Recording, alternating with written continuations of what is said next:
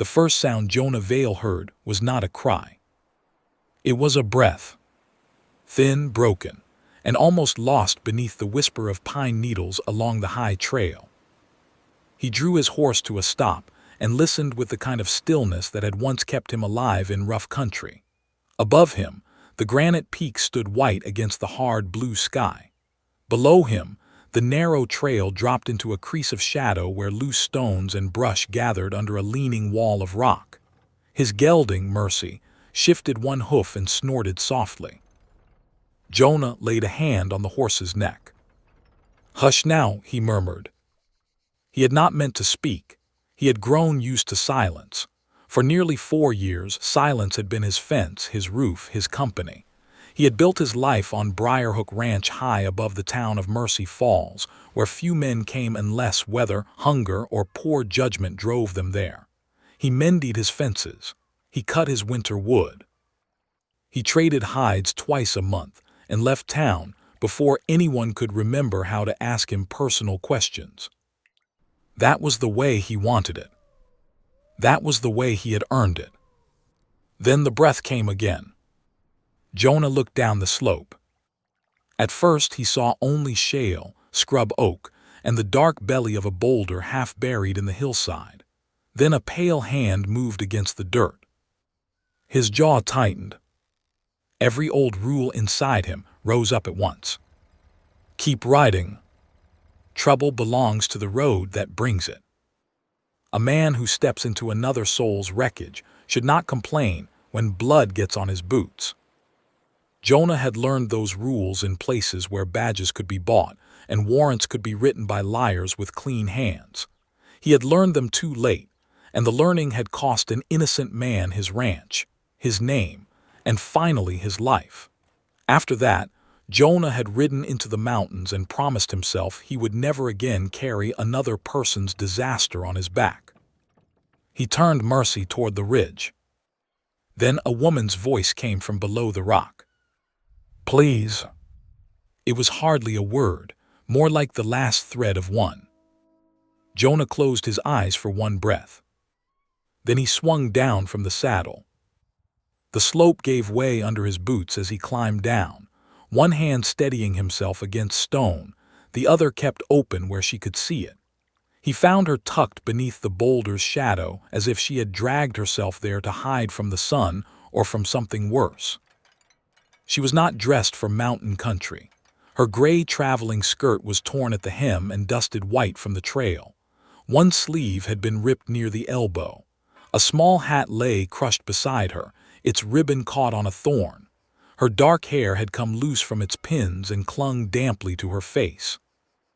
One ankle was twisted at a wrong angle inside a scuffed boot, swollen enough that Jonah saw the hurt before she told him.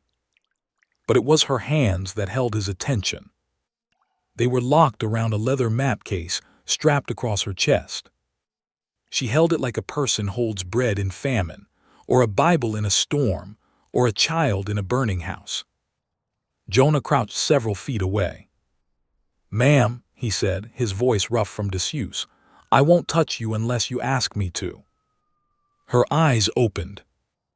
They were hazel, sharp despite the pain, and full of the hard intelligence of someone who had already learned that rescue could be another kind of trap. She looked at his hands first, then his face, then the trail above him. "How many are with you?" she asked. "No one." "Your name?" "Jonah Vale. My place is 2 miles west of here." "What kind of place?" "Cattle, timber, and more rocks than sense." A faint change moved across her mouth, too small to be called a smile. Then pain took it away. "I'm Ruth Bellweather," she said. "I was trying to reach the old freight road."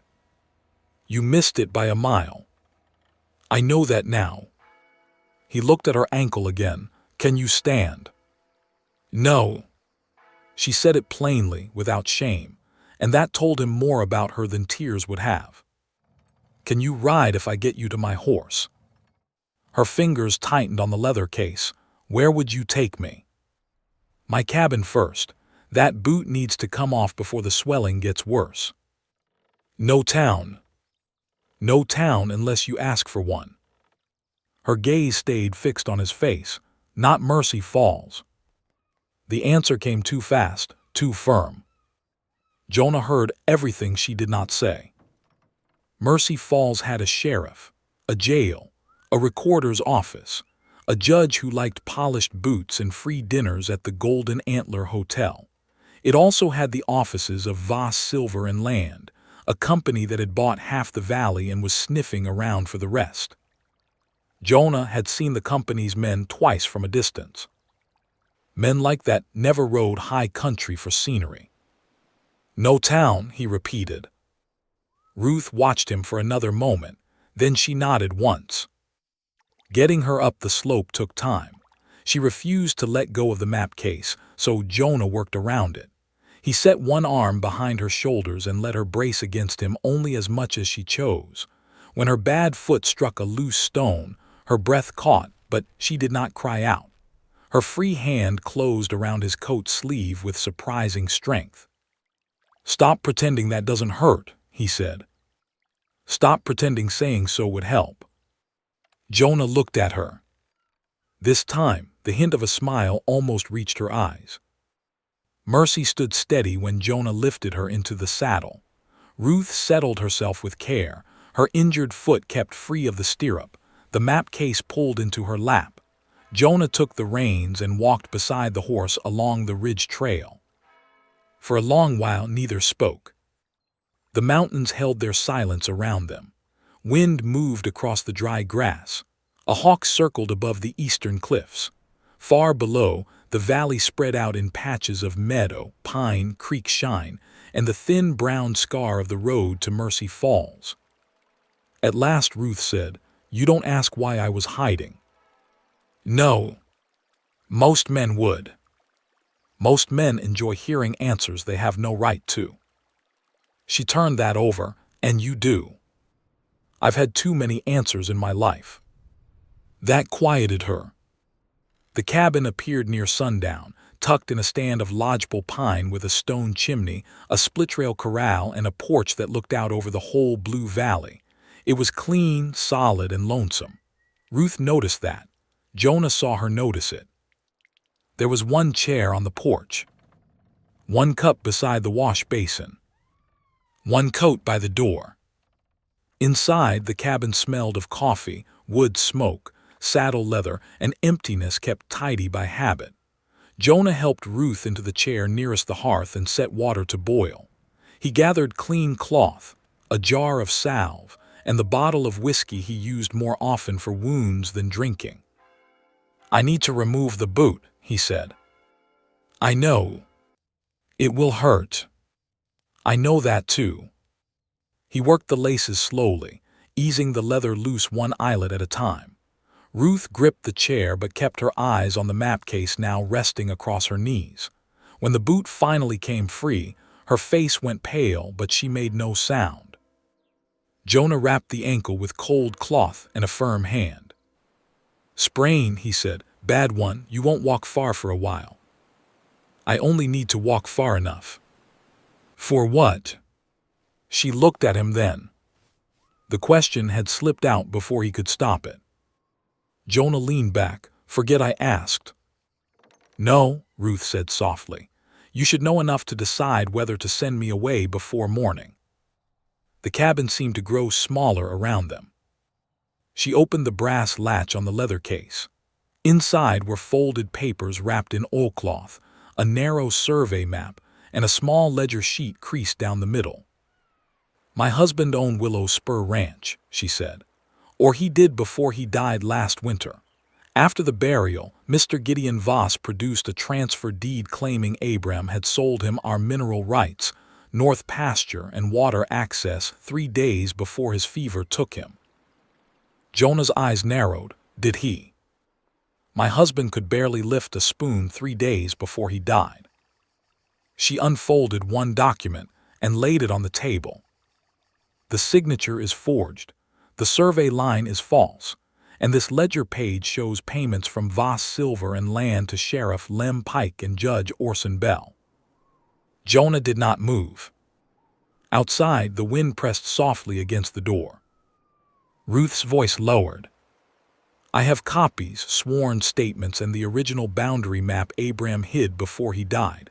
Voss knows I found them. That is why I cannot go to Mercy Falls. The sheriff there is not law anymore. He is a receipt. Jonah looked at the papers, then at the woman sitting in his cabin with a swollen ankle, a torn dress, and enough truth in her lap to make powerful men desperate. Every safe instinct told him to ride her out before dawn and leave her somewhere beyond his fence line. Every decent part of him knew he would not. Ruth closed the case again. I will not beg you to help me, Mr. Vale, she said, but I will ask you not to hand me to them. Jonah stood and crossed to the door. For a moment he looked out at the darkening trees, at the empty porch, at the single chair waiting there like a witness to the life he had chosen. Then far down the south trail, a horse nickered. Not Mercy. Not any animal from his corral. Jonah put out the lamp with 2 fingers. Ruth went still behind him. Through the narrow window, he saw them at the edge of the pines. 2 riders. Watching his cabin. Jonah Vale did not move toward the rifle first. He moved toward Ruth. That was how she knew the danger was real. He crossed the dark cabin in 2 silent strides and crouched beside her chair, not touching her, not crowding her, only bringing his face close enough that his words would not carry through the walls. 2 riders south of the pines, he whispered. They're watching, not coming in.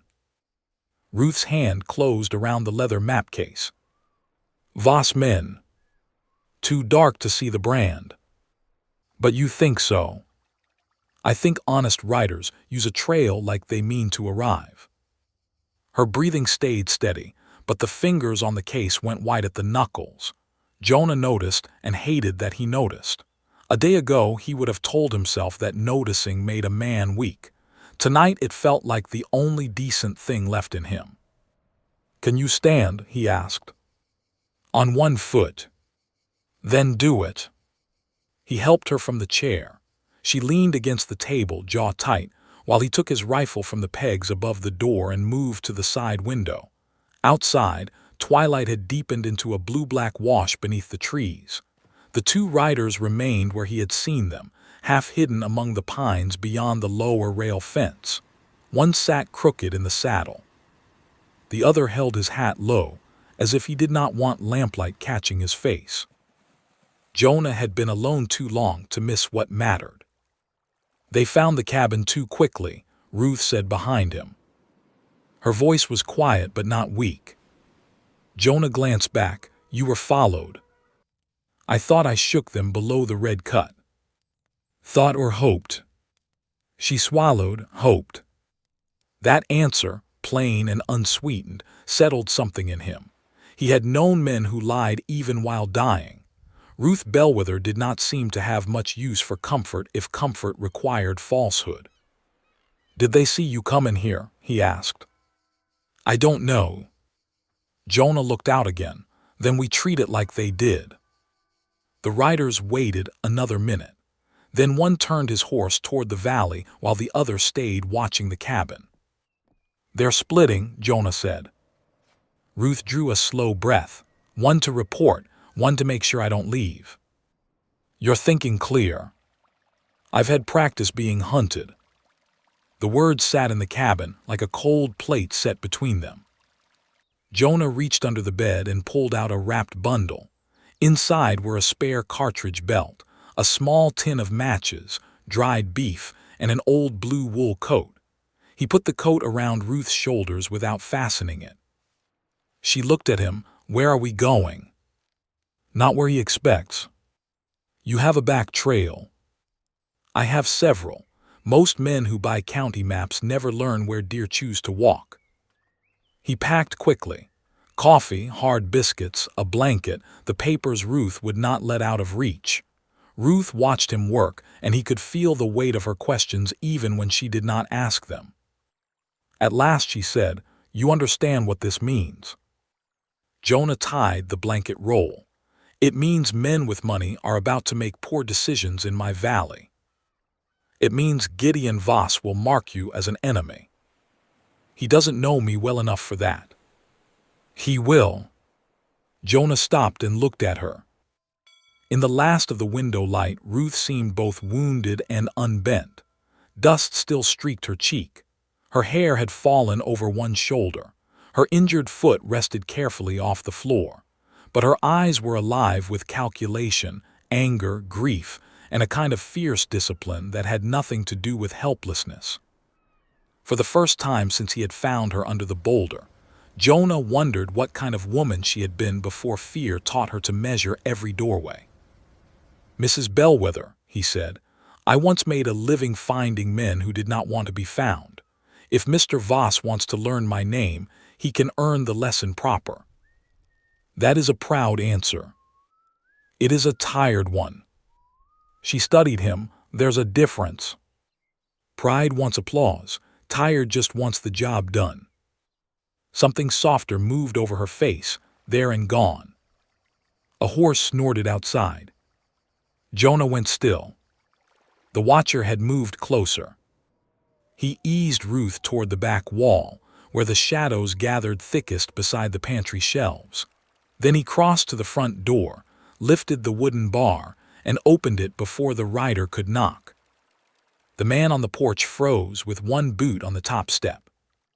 He was young, perhaps 25, with a narrow face and a fine pistol belt worn too low to be natural. Behind him, his bay horse shifted near the hitch rail. "Evening," Jonah said. The rider recovered with a smile that did not reach his eyes. "Evening. Didn't mean to disturb you." "You climbed my porch quiet for a man who didn't mean to disturb." "I was looking for help." "You passed the well and the barn before you found my door." The young man's smile thinned. "My partner and I lost a woman on the West Road. She's hurt, confused maybe, fine gray dress, dark hair, might have come this way." Jonah kept one shoulder in the doorway. "Haven't seen a woman." The rider's gaze shifted past him, trying to reach inside. Jonah shifted with it. "No. No. Mind if I look?" "Yes." The word landed flat. The rider's hand drifted near his belt, not to draw, not yet, just to remind Jonah that metal lived there. Jonah looked at the hand, then back at the man's face. "Son," he said softly, "there are only two reasons a stranger reaches toward a gun on another man's porch. One is stupidity. The other is invitation. I'm in no humor to guess which you brought me." The rider went red along the neck. For a moment, everything held. The porch, the horse, the pine-dark yard, the woman hidden in the cabin behind him, the old part of Jonah that knew exactly how fast a man could die over a bad decision. Then the rider let his hand fall. "Sorry," he said, "no offense meant." "Then none taken. If you do see her, best send word to Mercy Falls. Sheriff Pike's worried for her safety." "I'll remember that." The rider stepped backward off the porch. He swung into the saddle and turned his horse toward the south trail. Jonah watched until the trees swallowed him. Only then did he close the door. Ruth came out of the shadows, still holding the map case. "You lied well," she said. "I told him I hadn't seen a woman. I didn't say I hadn't seen the truth." "That distinction would not save you in court." "No," Jonah said, "but it got him off my porch." A faint breath escaped her. It might have become a laugh in another life. Jonah barred the door again, though both of them knew the bar no longer meant safety. "We leave now," he said. "In the dark. Especially in the dark." He gave her a walking stick cut from ash wood and showed her how to put weight through her arm instead of her injured foot. It took time to get her to the back door, longer still to reach the barn. Jonah saddled Mercy again, then a smaller dun mare named Cricket, who was sure-footed enough for a child and mean enough to bite a careless man. Ruth eyed the second horse. "You expect me to ride that?" I expect you to convince her you deserve to. She looks unconvinced. She respects firm hands and honest fear. That sounds like most women I know. Jonah almost smiled. He helped her mount Cricket, careful of the ankle. Ruth settled into the saddle and took the reins with the confidence of someone who knew horses better than she had first admitted. Cricket tossed her head once, tested the bit, then stilled. Jonah noticed. "You said your husband owned Willow Spur," he said. "We ran it," Ruth corrected. "He owned the paper. I kept the water accounts, hired seasonal hands, checked the foaling shed, and knew which fence lines failed first after snowmelt. I meant no offense." "I know," she looked down at him, "but I have learned that what men mean and what women lose can be two different things." The word struck clean. Jonah nodded once, fair enough. They left by the Old North Cut, leading the horses for the first 100 yards so no hoofbeats struck too hard near the cabin. The moon had risen thin and white over the ridgeline. Pine shadows crossed the ground like black water. Behind them, Briarhook Cabin disappeared between the trees until the place looked no more alive than a stone. Ruth turned once in the saddle. "I'm sorry," she said. "For what?"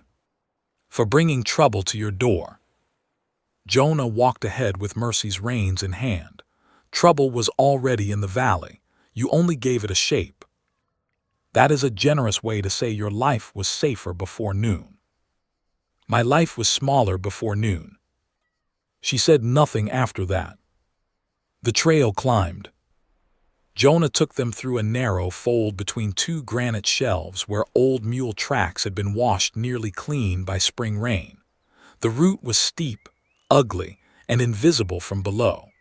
No company rider would take it at night unless he knew it by heart, and no Voss man knew Jonah's mountain by heart. After half a mile, Ruth's breathing changed. He heard the pain in it. "Stop," he said. "I can keep going." "I know, we're stopping anyway." She looked ready to argue, then seemed to think better of wasting breath. Jonah helped her down beside a stand of furs and checked the wrap on her ankle by moonlight. The swelling had worsened.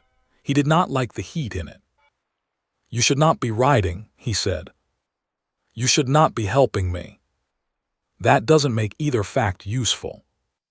She watched his hands as he tightened the cloth. "Why did you leave bounty work?" Jonah's fingers paused. The forest around them seemed to listen. "I trusted a warrant once," he said.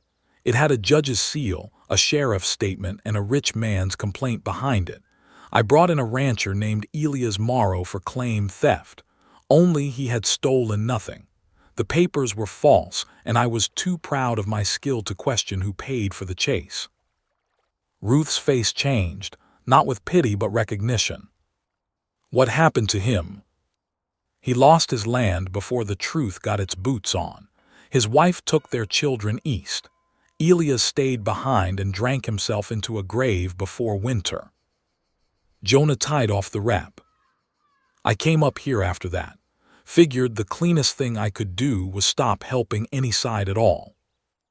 And now," he looked at the leather map case in her lap, "now I am wondering whether staying clean and staying useless are closer than I wanted them to be." Ruth held his gaze for a long moment. "My husband's name was Abram," she said. "He believed paper could protect honest people if the paper was true enough. He spent his last months copying records because he knew something was wrong with Voss's surveys. I thought he was being overly careful." Her hand moved over the case. "Now his carefulness is the only reason I am alive." Jonah helped her back into the saddle. They rode higher until the air turned cold and the valley lights of Mercy Falls appeared far below, small and yellow, like coins scattered in dust. Near midnight, they reached an abandoned trapper's linta hidden beneath a rock shelf. It was barely enough shelter for 2 people and 2 horses, but it was dry. Jonah made no fire. Fire made light, light made witnesses. He gave Ruth the blanket and sat near the entrance with the rifle across his knees. She sat with her back to the stone map case against her side, face pale from pain and exhaustion. "You cannot watch all night," she said. "I can watch long enough." "For what?" "For them to make their next mistake." Ruth leaned her head back against the rock. In the dark, her voice came softer. "Jonah." He looked over. "Thank you for not treating me like a burden." The words went into him slowly. He had no ready answer for them.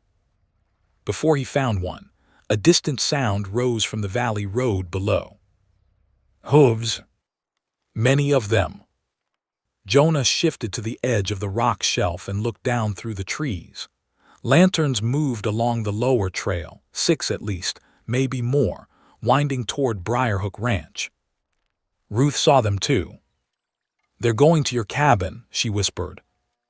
Jonah watched the lights crawl through the dark like fire ants. "No," he said quietly, "they're going to find it empty." Then a second line of lanterns appeared farther north, climbing toward the old mule cut. Jonah's hand tightened around the rifle. Ruth saw his face and understood. The cabin had been a question. The mountain was becoming a net. The second line of lanterns moved slowly, but not blindly. Jonah could tell by the way the lights kept stopping. One would rise, then dip. Another would swing left through the timber, then return to the trail. They were not only climbing the old mule cut, they were searching along it, checking breaks in the brush, reading tracks where the moonlight touched dirt. Ruth saw the same thing. "They know this trail," she said.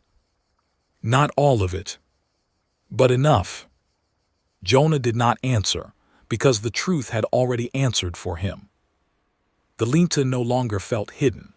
The rock shelf that had seemed like shelter now felt like a shallow pocket with only one clean way out.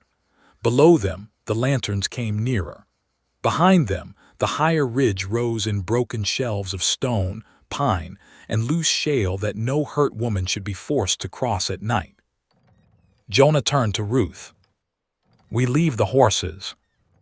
Her face changed. "No. They'll hear hooves on stone. They'll find the horses and know we were here. They already know close enough.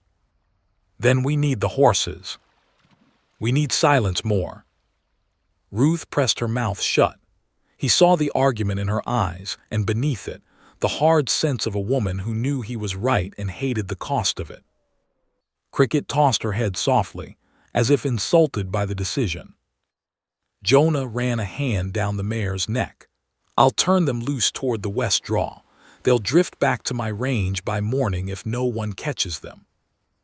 And if Voss's men do, then 2 good horses will eat better hay than I usually offer." That almost drew a smile from Ruth, but the lanterns below stole it away. Jonah stripped the saddlebags fast. He kept food, matches, one blanket, a coil of line, his rifle, and Ruth's map case. Ruth stood with the ash stick braced under one hand and her bad foot held clear of the ground. The moon painted her face silver and sharp. Dust and pain had not made her smaller. If anything, danger seemed to burn away everything unnecessary until only the iron of her remained. Jonah slung the saddlebags over one shoulder. "I'll carry you over the shale." "I can manage." "I know." "Then why say it?" "Because managing and surviving are not always the same thing." Ruth stared at him for a breath. Then she nodded once, angry but practical. "Only over the shale." "Only over the shale." He led the horses into the west draw, slapped Mercy lightly on the rump, and watched both animals disappear into the dark timber. Then he returned to Ruth and offered his back without ceremony. She looked at him as though deciding whether pride could be afforded. It could not. She climbed onto his back with care, one arm around his shoulder, the leather case pressed between them. Jonah rose slowly. She was lighter than he expected, but her presence settled against him with a weight that had nothing to do with pounds. He could feel the tremor in her body from pain held too long. He could feel how fiercely she tried to hide it. "You all right?" he whispered. "No." "Honest again." "Good, hold tight." He climbed. The shale slope was cruel underfoot. Each step slid half a step backward. Small stones rattled down behind them, and each sound made Jonah pause, listening for voices below. Once, a lantern stopped moving. A man shouted something to another. Jonah crouched beside a wind-bent pine, Ruth still against his back, both of them scarcely breathing. The lantern moved on. By the time they reached the firmer ground above the shale, sweat had cooled beneath Jonah's shirt despite the cold air. He lowered Ruth beside a flat stone. She closed her eyes and gripped the edge until her knuckles paled. "You kept your word," she said. "About what?" "Only over the shale." Jonah gave her the ash stick. "I'm trying to build a reputation." "With whom?" He looked down the slope at the lanterns. "At present, a widow, a mare, and half of Gideon Voss's payroll." This time the smile reached her mouth, brief but real. It did something to the night. Then a horse screamed below. Ruth turned sharply. The lanterns scattered, swinging in wild circles among the trees. Men cursed.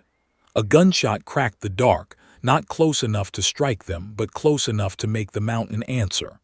The sound rolled across the rocks and faded into the high pines. Jonah's face hardened. "They found the horses," Ruth whispered. "Or the horses found them." "They'll know." "Yes." "How much time?" "Less than we had." They moved along the upper ridge, slow where Ruth needed slow, fast where the ground allowed. Jonah kept one hand near her elbow but did not take it unless she reached first. He had heard what she told him at the barn. He had learned enough in one night to understand that protection could sour into command if a man was careless with it. Once Ruth stumbled. She caught herself against him with a sharp breath. Jonah steadied her. She did not pull away at once. For a moment they stood close beneath the black pine boughs, her hand pressed against his sleeve, his palm open under her forearm. "I hate this," she said. "Running. Being slowed by my own body. That ankle is not a failure of character." "No, but it has poor timing." Jonah looked at her and nearly laughed, though the night had no room for it. From below, a man's voice called out, "Tracks up here." Jonah's expression changed. Ruth heard it too. They went on. The ridge bent north, away from the mule cut and toward an old charcoal burner's path that had not been used in years. Jonah knew it led to a dry wash, and the dry wash led to Miller's Notch, and beyond Miller's Notch lay a logging camp that belonged to men who owed Voss nothing and disliked him on principle. It was not safety, but it was people. People could be witnesses. Witnesses made certain kinds of men hesitate. At least Jonah hoped they did. The sky began to pale at the eastern edge when they reached the dry wash. Ruth was shaking now, not from fear alone, from pain, cold, and the long labor of refusing to fall. Jonah saw it and stopped beside a cluster of cottonwoods. "We rest 5 minutes." "No." "We rest 3." "No." "Ruth." She looked at him, and something in his voice must have reached her through the stubbornness. He lowered the saddlebags and gave her water. She drank, then pressed the canteen back into his hand. "Voss will not stop," she said. "No. He is not like a common thief. A common thief knows he is outside the law. Gideon Voss believes the law is a room he paid to enter." Jonah crouched near the wash and brushed loose dirt over a partial footprint. Men like that fear locked doors more than bullets. That is why he bought the keys. She opened the map case, careful not to let the papers spill, and withdrew a folded survey sheet. "The false deed gives him not only my north pasture," she said, pointing to a line by dawn's weak light, but the creek fork that feeds 3 smaller ranches below Willow Spur. If he controls this water, he controls who survives dry years. Jonah studied the map. You said mineral rights. That was the bait, the water is the prize. The words changed the shape of the fight. Jonah had thought Voss wanted one widow's land because silver ran below it, but water was older than silver and stronger. In dry country, a man who owned water did not need to own every ranch. He only had to wait for thirst to make offers cheaper. Who knows this? He asked. My husband knew, I know, Voss knows. She folded the map. And Judge Bell knows because the altered survey was drawn to hide the creek fork inside the transfer. Jonah looked toward the Pale Valley. That makes this bigger than Willow Spur. It was always bigger. Ruth's voice was quiet. I only became visible because Abram died before Voss was ready. Down the wash, a twig snapped. Jonah's rifle came up. A man stepped from behind the cottonwoods with both hands raised. He was broad, bearded, and dressed in a patched logging coat. An axe hung at his belt, but his hand stayed high and empty. Easy, the man said. I ain't Voss. Jonah did not lower the rifle. Name. Eli Rusk, Black Timber Camp foreman. Ruth leaned a little harder on the stick. How did you find us? Didn't. I was checking snares before breakfast when every bird in the wash flew up like Judgment Day had arrived. His eyes moved to Ruth's ankle, then the map case. You're Mrs. Bellweather. Ruth went still. Eli nodded toward Jonah's rifle. No harm meant. Your husband surveyed our cutting rights 3 years back, saved us from signing a crooked timber lease with Voss. I remember favors. Jonah lowered the rifle by an inch, not more. Voss men are behind us. How many? Enough. Eli spat into the dust. Always is with that man. You have a camp near. Half-mile through the notch. Men there. 11 counting me. 10 if you don't count Percy, and most days I don't. Ruth looked past him. Would your men stand against Voss? Eli's face grew serious. Lady, standing against him and shooting against him ain't the same question. I am not asking anyone to shoot. Good, because I got sawyers, not soldiers. I need a table, paper, and a man willing to carry a telegraph message to a clean operator. Eli studied her for a long moment. Jonah saw his opinion of her change, not because she was wounded, because she had no time to perform helplessness for comfort. What kind of message? Eli asked. To the federal marshal in Denver, Ruth said, stating that I hold evidence of forged deeds, bribed officials, and a fraudulent water transfer affecting multiple ranches in this valley. Eli took off his hat slowly. Well, he said, breakfast can wait. A sound rose behind them. Men coming down the wash. Jonah turned. Ruth clutched the map case to her chest. Eli looked once toward the sound, then motioned sharply toward the notch. Move, he said. My camp has a cookhouse with 2 doors and men who know when not to talk. Ruth took one painful step, then another. Jonah moved beside her. Before they entered the narrow cut between the rocks, she stopped and looked back toward the approaching riders. Her face was pale, her body was trembling, but her eyes were steady. If you are listening to this story and believe courage only belongs to those who are not afraid, stay with us, she said softly, as if speaking to the wind itself. Fear is here too. It just does not get to lead.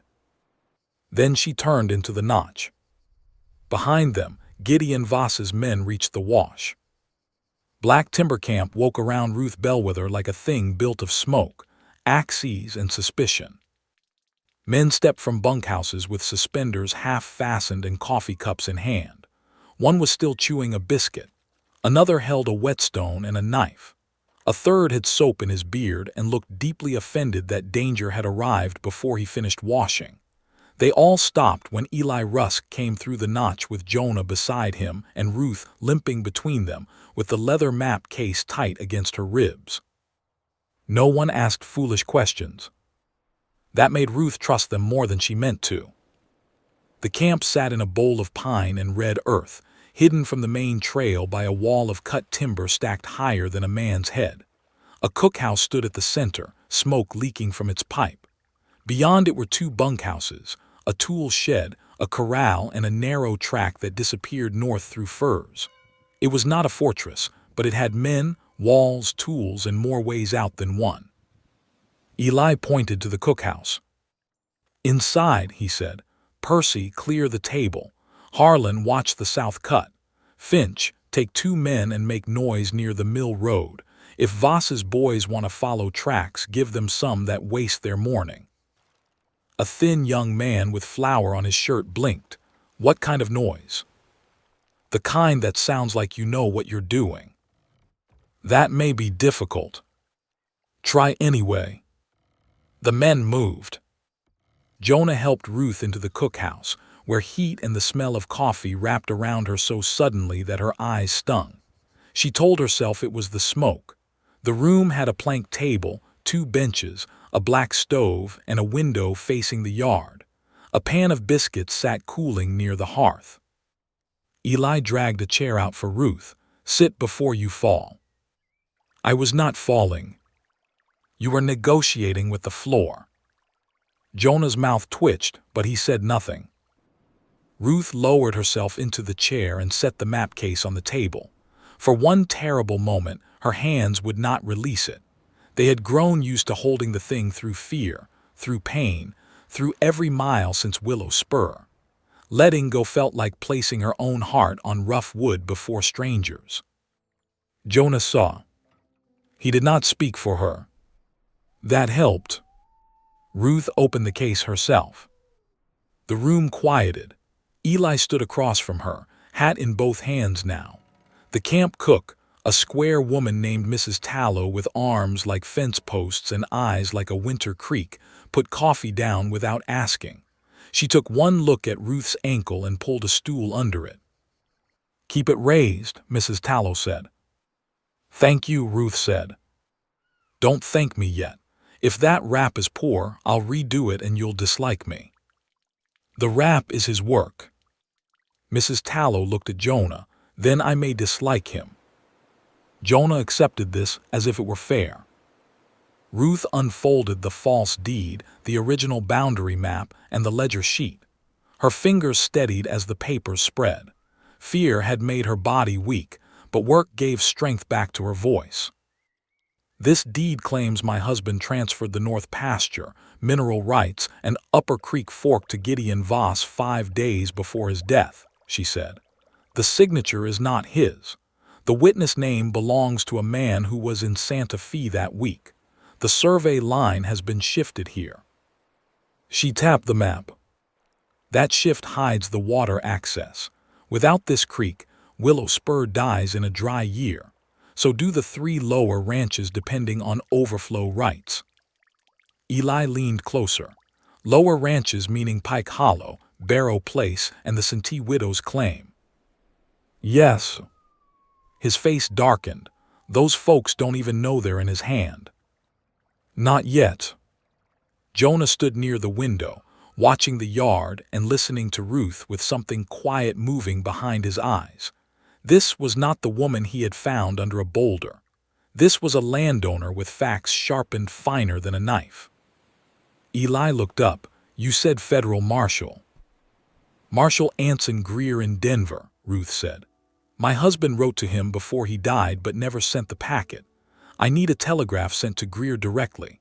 It must say I hold sworn evidence of land fraud, official bribery, forged transfer, and unlawful seizure of water rights by Voss Silver and Land." Eli rubbed his beard. "Nearest telegraph is Mercy Falls." "No," Jonah said from the window. Ruth turned to him. "There's a relay office at Saints Crossing," he said. "North of here. smaller than Mercy Falls. Operator's an old woman named Delia Wren. She used to handle Army dispatch during the Apache scares. Hard to frighten. Eli nodded slowly. Saints Crossing is 12 miles. By Wagon Road, Jonah said. 7 by the Timber Flume Path. Flume Path washed out last spring. Only the bridge, the upper run still holds. Eli looked at him. You walked it since. Last month. With a woman on a bad ankle. Jonah did not answer. Ruth did. With a woman who knows what the papers mean. Eli looked at her, then laughed once under his breath. Fair enough. A shout came from outside. Jonah was already at the door. Harlan the watcher came running from the south cut. 3 riders in the wash, maybe 4. They found the notch. Eli's jaw set. How long? Minutes. Mrs. Tallow took the coffee pot from the stove, as if preparing to pour for guests she intended to dislike. Eli turned to Jonah. Back door out of the cookhouse. Take the north supply track. I'll hold them here. Ruth began gathering the papers. No, she said. If they enter and search, your camp suffers for me. Eli put his hat back on. Mrs. Bellweather, Voss has been making this camp suffer in slow ways for 2 years. Today he just gave it a name. Jonah crossed to Ruth and folded the papers faster than she could with trembling fingers. This time, he paused before putting them back in the case. May I? The question was small. It mattered more than it should have. Ruth nodded. He packed the papers carefully and latched the case. Then he held it out, waiting until she took it. Voices rose from the yard. A smooth young voice called, Mr. Rusk, we're looking for a woman who may be injured and dangerous to herself. Mrs. Tallow snorted, dangerous to crooks maybe. Jonah helped Ruth stand. Her ankle nearly failed under her. Pain flashed white behind her eyes. Before she could stop him, he offered his arm, not as a command, but as a rail set beside a dangerous stair. She took it. They slipped through the back door, while Eli stepped into the yard with both hands relaxed at his sides. Morning, Eli called. If you came for breakfast, you're late. A rider answered, We came by order of Sheriff Pike. Sheriff Pike ever learned to read his own orders, or does Voss still do it for him? Jonah guided Ruth along the rear wall of the cookhouse. Behind them, the camp men spread out, not reaching for weapons, only holding axes, hooks, and saw handles as if work had been interrupted and might resume at any second. It was a careful kind of courage, not loud, not foolish. At the north supply track, Ruth stopped. Through a gap between stacked timber, she could see the riders. The lead man wore a brown coat and a city hat unsuited to logging mud. Not Voss himself, one of his better-paid men. His eyes moved over the camp, counting doors, faces, exits. Then they touched the cookhouse. Then the ground behind it. He had seen something. Jonah, Ruth whispered. I know. They moved faster. Behind them, the lead rider shouted, There, behind the cookhouse. The camp erupted, not in violence but confusion. Mrs. Tallow flung open the cookhouse door and stepped out with a pan in one hand, yelling that no badge in Colorado gave a man the right to trample her breakfast. Percy dropped a crate of tin plates so loudly that horses reared. Someone pulled the mill whistle cord, and a shriek split the morning air. Jonah and Ruth reached the trees. A shot cracked behind them, high and wild. Jonah turned once, rifle lifted. Ruth grabbed his sleeve. No. He looked at her. If you fire, it becomes their story, she said, not ours. For half a second, the old hunter in him fought the new truth in her words. Then he lowered the rifle. They plunged into the timber flume path, narrow and wet with moss. Ruth stumbled twice but did not fall.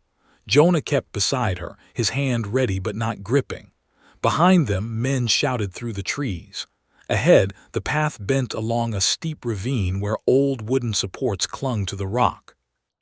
Ruth saw the drop and went pale. Jonah saw that too. "The upper run holds," he said. "Does it?" "It held last month." "That is not the comfort you think it is." This time Jonah did laugh, low and brief, even with riders behind them.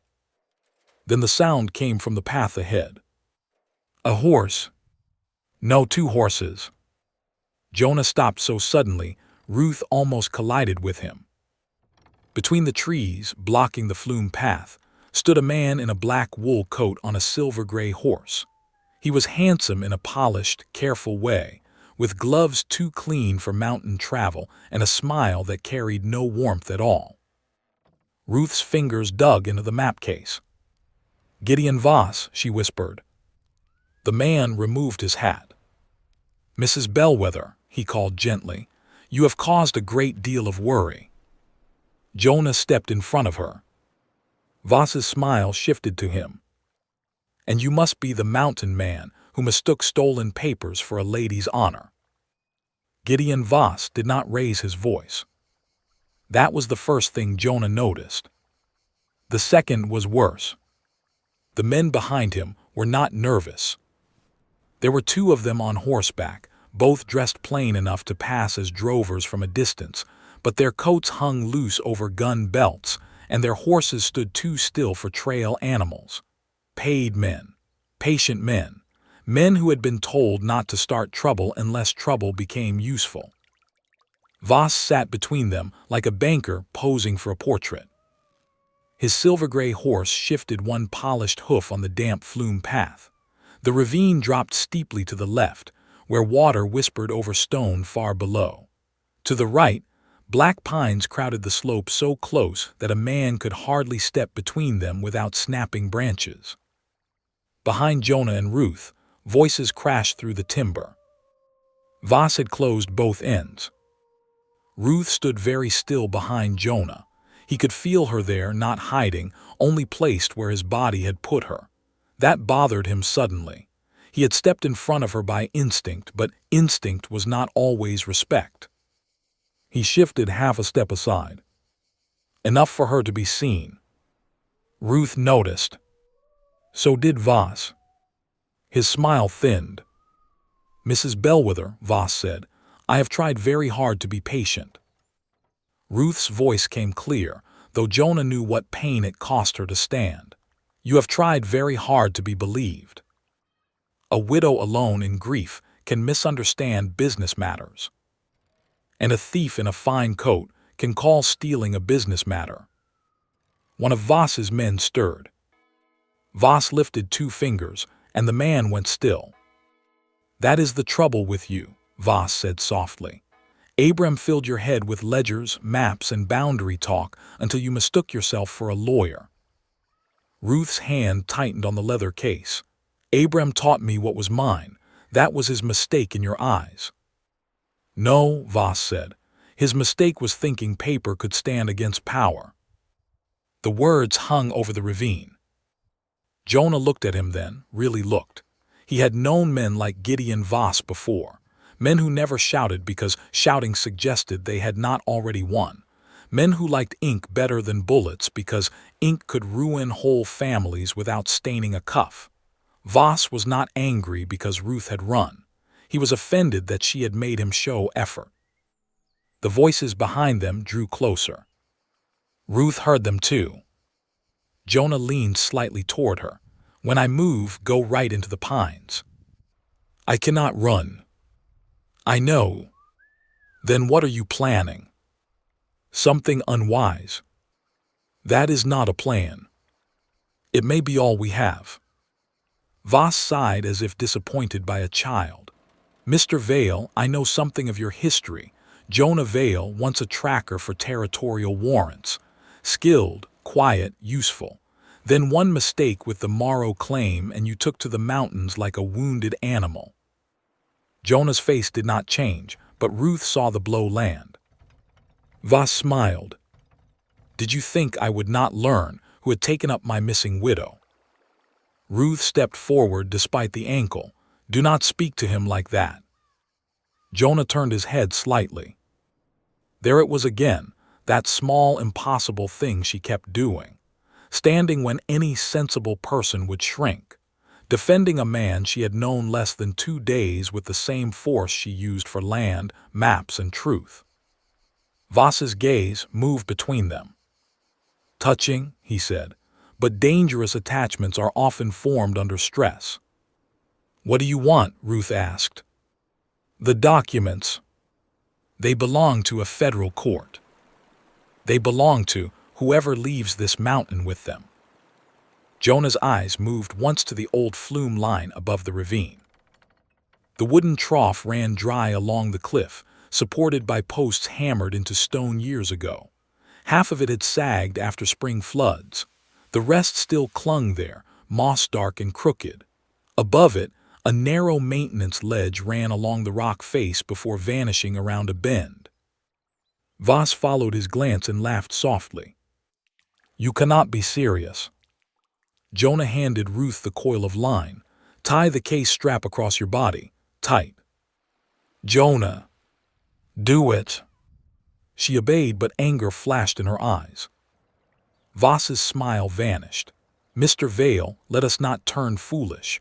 There is no way out above you, and my men are behind you.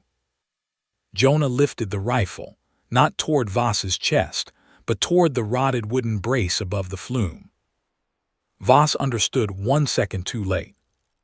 The shot cracked through the ravine. The brace splintered.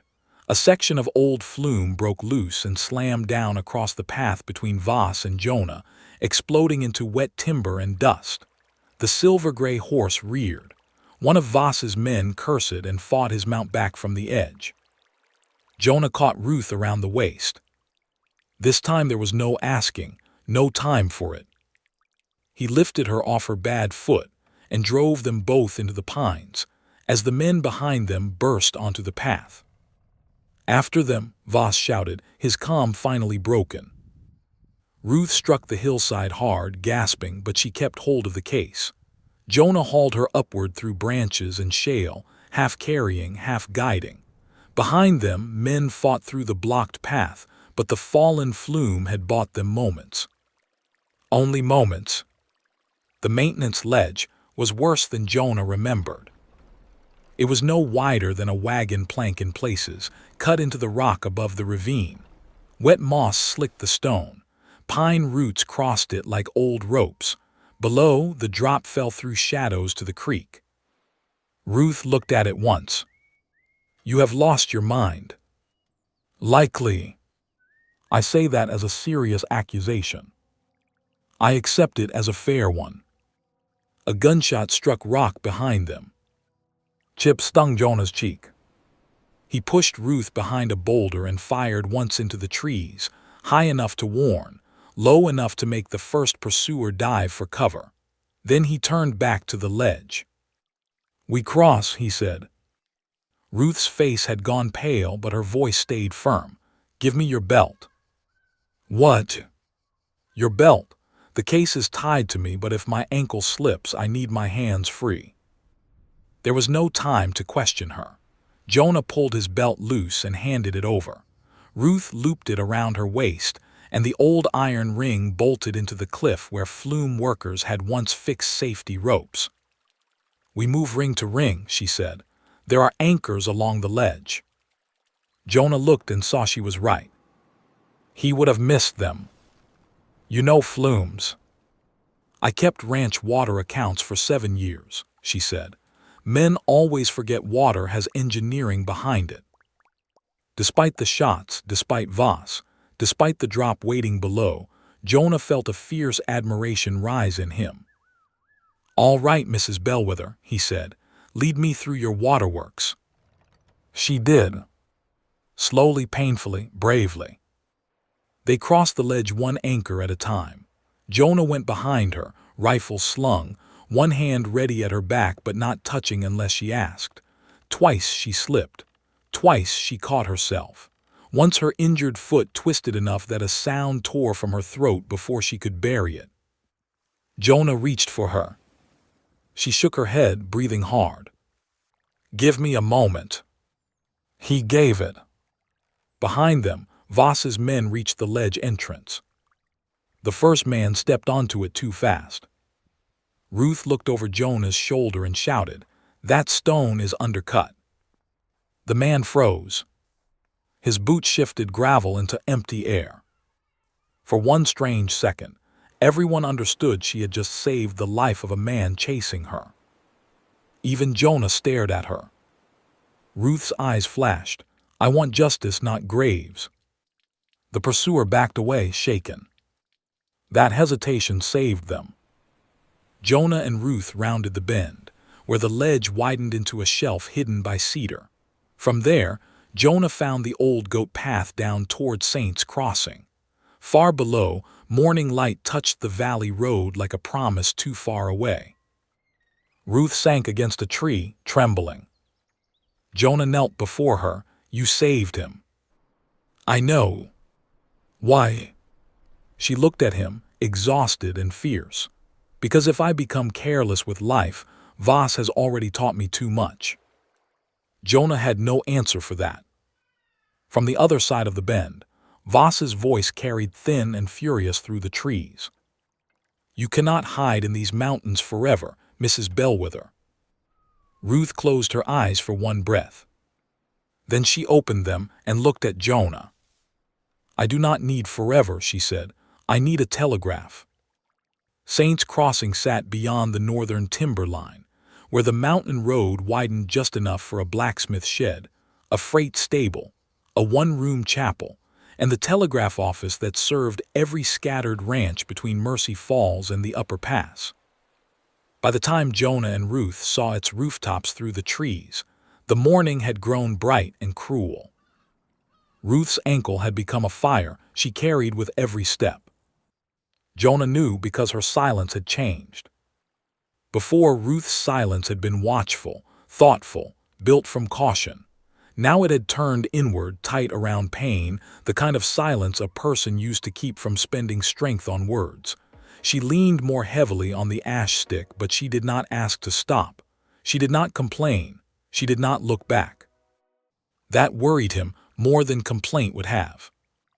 They paused above the settlement beneath the cover of spruce. Below, 2 freight wagons stood outside the stable. A mule dozed by the blacksmith shed. Smoke rose from a chimney behind the chapel. No riders waited in the road. No silver-gray horse stood in sight. No men in clean coats leaned near the telegraph office. Still, Jonah did not like it. A quiet town could be safe. It could also be holding its breath.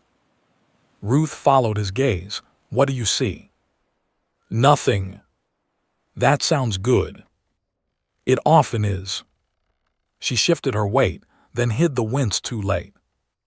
Jonah looked down at her foot. "We should bind that again before we go in." "The telegraph first." "You can hardly stand." "I can stand long enough to send words." "Ruth." She looked at him then, and the force of her eyes stopped the rest of his argument. "If I sit now," she said, "I may not rise again quickly. If Voss reaches this place before the message goes out, then every mile, every risk, every man at Black Timber who helped us may mean nothing. The telegraph first." He wanted to argue. He did not. She was not being reckless. She was counting cost and choosing the one she could bear. Jonah understood the difference, so he nodded and offered his arm. This time, she took it without anger. They walked into Saints Crossing as a man and woman who had been on the road too long and wished to be noticed as little as possible. A dog lifted its head from the chapel steps. The blacksmith looked once from under his hammer arm and then went back to work. A girl carrying eggs stopped to stare at Ruth's torn skirt, but her mother called her inside before curiosity could grow legs. The telegraph office had a blue door and a sign painted in a careful hand. DLIRN. Telegraph post and freight receipts.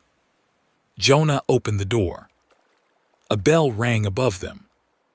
The woman behind the counter looked to be near 70, though her eyes had not accepted the number.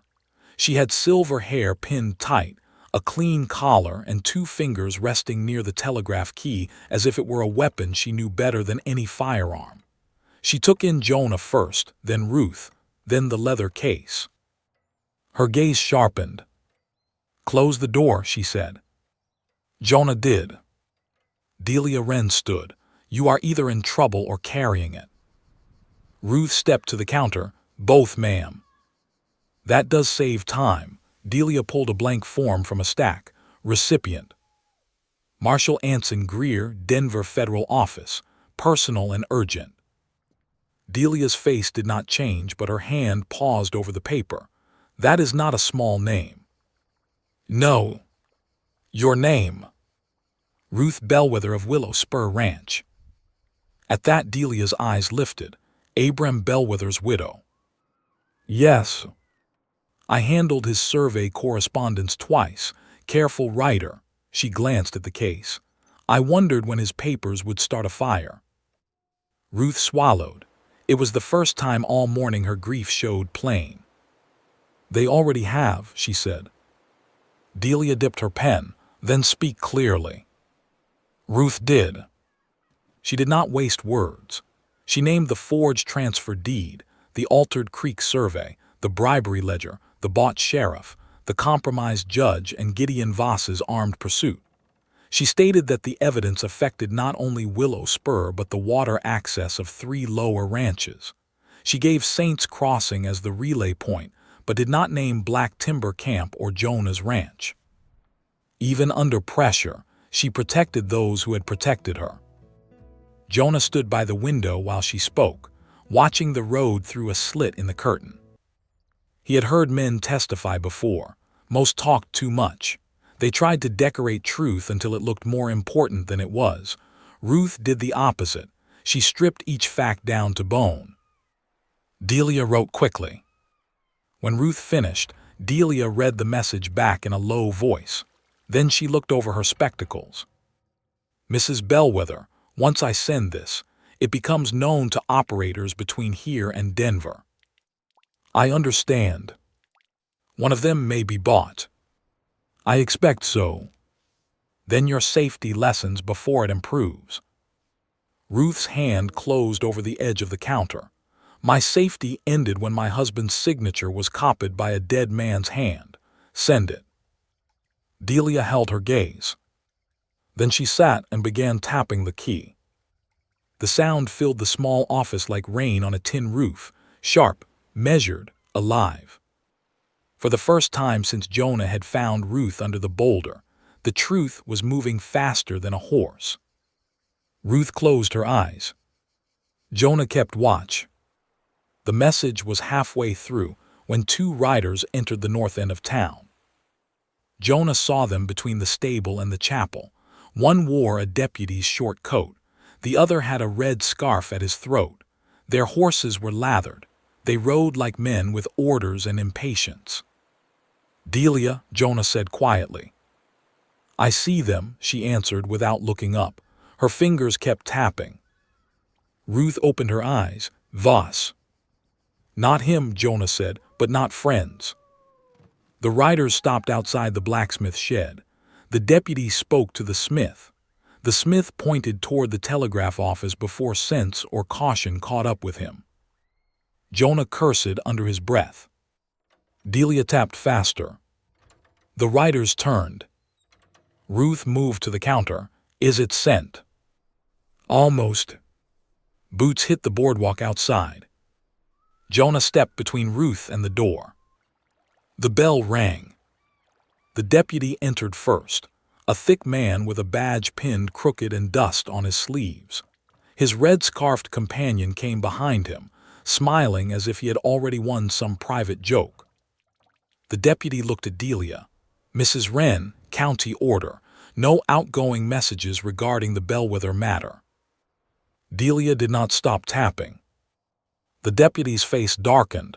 "Did you hear me?" "I am old, not deaf." "Then take your hands off that key." "Soon as I finish." The red-scarfed man stepped forward. Jonah's rifle came up just enough to change the room. The man stopped. The deputy finally looked at Jonah properly. "Who are you?" "A man waiting on a message." "That rifle says otherwise." "This rifle says distance improves manners."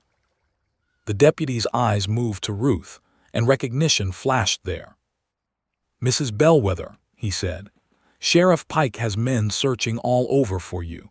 Says you're distressed and not in proper possession of certain company papers." Ruth lifted her chin. "Sheriff Pike is named in those papers." The deputy's jaw tightened. Red Scarf smiled wider. "That's a serious accusation from a woman running wild in a torn dress." Jonah's voice went quiet. "Choose your next words with care." Ruth touched his sleeve once. Not to silence him. To steady him. Then she stepped into view. "I am not running wild," she said. "I am standing in a telegraph office, sending evidence to federal authority because local law has been purchased." The deputy moved toward her. "You need to come with us." "No." That was not a request. It should have been. Delia's telegraph key struck 3 final times. Then she lifted her hand. "Sent," she said. The whole room changed. The deputy knew it. Red Scarf knew it. Ruth knew it so deeply that one hand went to the counter, not from weakness, but because the body sometimes needed help holding sudden hope. Jonah looked at her, and for one brief moment the danger fell away. She had done it. Not he, not Eli, not Delia. Ruth. Hurt, hunted, grieving Ruth Bellweather had carried the truth through stone, cold, fear, and pain until it found a wire. If this quiet act of courage touched your heart, remember it, because some victories do not arrive with shouting. Some begin with a wounded woman refusing to let powerful men decide what truth is worth. The deputy reached for Ruth's arm. Jonah moved faster. He caught the man's wrist and held it without twisting, without striking, but with enough strength to make the deputy's face pale. "No," Jonah said. Red Scarf drew. Delia Wren lifted a small pistol from beneath the telegraph desk and pointed it at his chest. "I have sent death notices in 3 wars, she said calmly. "Do not make me write one for a fool." Red Scarf froze. Outside, hooves thundered into Saints Crossing. More riders. Jonah turned his head, just enough to see through the window.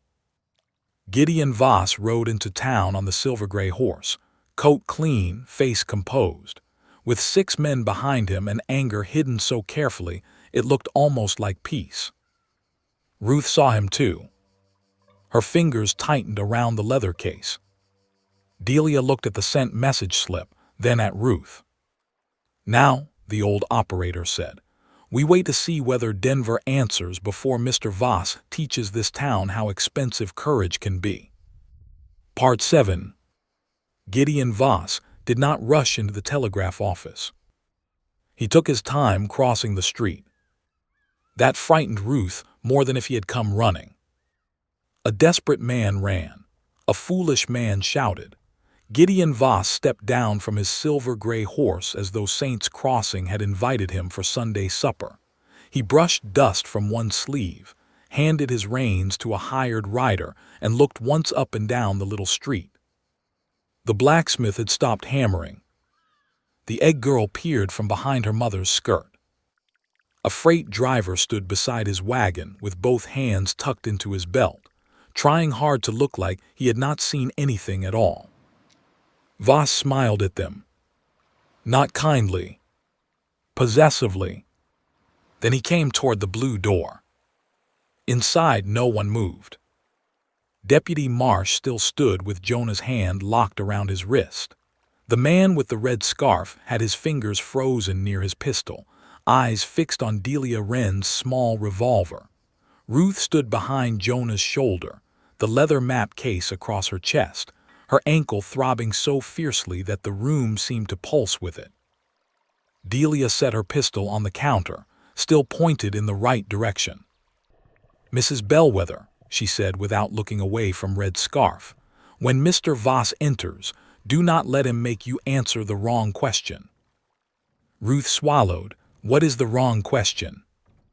"The one that sounds polite but puts you on trial." Jonah released the deputy's wrist and stepped back before Voss reached the door. It was a small thing, but Ruth understood it. Jonah would not let Voss enter a room where local law could claim he was being assaulted. He was learning the shape of her fight. The bell above the door rang. Voss entered, removed his hat, and gave Delia a slight bow. "Mrs. Wren, I had hoped age would make you less fond of mischief." Delia's eyes were cold. "Age has only made me better at recognizing it." His smile remained, but Ruth saw the irritation pass beneath it like a snake under leaves. Then his gaze found her. "Ruth," he said softly. "Not Mrs. Bellweather." "Not ma'am." "Ruth." He used her name as if he owned the right to it. Jonah shifted almost imperceptibly. Ruth placed a hand against his sleeve before he could speak. She did not need him silent because she feared him. She needed this first answer to be hers. "Mr. Voss," she said. His eyes moved to the leather case. "You have had a difficult few days. Everyone can see that. No one here blames you for confusion." "I am not confused." "No, you are injured, exhausted, traveling with a man of uncertain history, carrying private company papers taken without authority, and making accusations against public officials. Those papers were copied from my husband's files and from county records. Your late husband was ill. My late husband was careful." Voss smiled sadly, as if her grief embarrassed him. Careful men still misunderstand business arrangements. Ruth reached into the map case. Jonah's hand hovered near hers, then stopped. He let her choose. She withdrew the original boundary map and the false survey, laying both on Delia's counter. "The line here was moved 300 yards east," she said. "That movement places the Upper Creek Fork inside your transfer deed. The original map bears my husband's notation from the year before his death. The false one bears a recorder's stamp dated after his fever began." The deputy looked at the maps before he could stop himself. Voss did not. That told Ruth plenty. "You see," Voss said to the room, "grief gives ordinary things a sinister shape." Delia snorted, "So does fraud." The red-scarfed man muttered, "Old woman ought to mind her counter." Delia lifted one eyebrow. "Young man ought to mind the pistol still pointed at his waist." Jonah almost smiled. Voss's face tightened. Then he turned his full attention to Jonah. "Mr. Vale, whatever she has promised you, I can improve upon it." Ruth felt the insult before she understood it. Jonah's voice stayed calm. "She promised me nothing." "All people promise something: money, gratitude, warmth. A lonely man can mistake any of the three for virtue." The room went very still. Ruth's hand closed into a fist at her side. Jonah did not move, but she saw the old wound open behind his eyes. Voss had studied him, had learned just enough about the moral claim to strike where shame still lived. "You were useful once," Voss continued. "Men with skill should not waste themselves on widows' quarrels." Ruth stepped forward. "My quarrel," she said, "is with a forged deed, a stolen creek, a bribed sheriff, and a judge whose name appears in a payment ledger. If you wish to call that a widow's quarrel, do so loudly. Marshal Greer may enjoy the phrase." For the first time, Voss's composure slipped. "Only a little." But everyone saw it. "You sent the message," he said. Delia folded her hands on the counter, clean through. "To Denver." "To the marshal named." Voss looked at her as though imagining the cost of replacing her. Then he turned to Deputy Marsh. Take Mrs. Bellweather into county protection. The deputy hesitated. That hesitation was another small victory. On what charge? Jonah asked. For her safety, Voss said. Ruth laughed once. It surprised even her. The sound was not happy. It was sharp, tired, and clear. Safety, she said, from the man who sent riders up a mountain trail after an injured woman. I sent men to find you before harm came. You sent men to recover the case. Because it contains stolen documents. Then say that under oath. Voss's eyes hardened. Outside, one of his riders crossed the window, blocking the light. Then another. His men were taking positions along the boardwalk. Jonah saw. So did Ruth. Delia reached below the counter and took out the message slip. Denver will answer. Denver answers when Denver pleases, Voss said. Until then, this is still county ground. No, Ruth said. Everyone looked at her. Her hands trembled, so she pressed them flat against the counter beside the maps. This ground belongs to the people who built homes on it, worked it, watered cattle on it, buried family in it, and trusted records because law was supposed to mean something. It does not belong to any man because he bought a sheriff cheap enough to fit in his pocket. Deputy Marsh looked down. Red Scarf shifted angrily. You ought to watch your mouth. Jonah turned his head. You first. The bell above the door gave a faint tremble in the silence. Then another sound came from outside. Hooves. Not Voss's men moving. These were coming fast from the north road. A rider galloped into town and pulled up hard in front of the telegraph office. Through the window, Ruth saw a young black timber logger swing down from the saddle, breathing hard, hat nearly lost, one cheek scratched by brush. Percy. The man Eli had said barely counted. Percy stumbled inside without knocking. Mrs. Bellweather, he gasped. Mr. Rusk sent me. Voss riders went back toward Black Timber after you left. They're asking after every camp hand and threatening to close the logging road. Voss smiled thinly. Commercial disputes happen. Percy glared at him. They had Sheriff Pike with them. Ruth's breath caught. Jonah's face darkened. Pike's at Black Timber, he asked. Percy nodded. And Judge Bell, too. They came with papers, said the camp is trespassing on Voss timber as of this morning. Eli's camp. The men who had helped her. Ruth gripped the counter. Voss leaned closer, his voice soft enough that only those near him heard. You see, Ruth, paper can move in more than one direction. There was the knife. Not against her body. Against everyone who stood near her.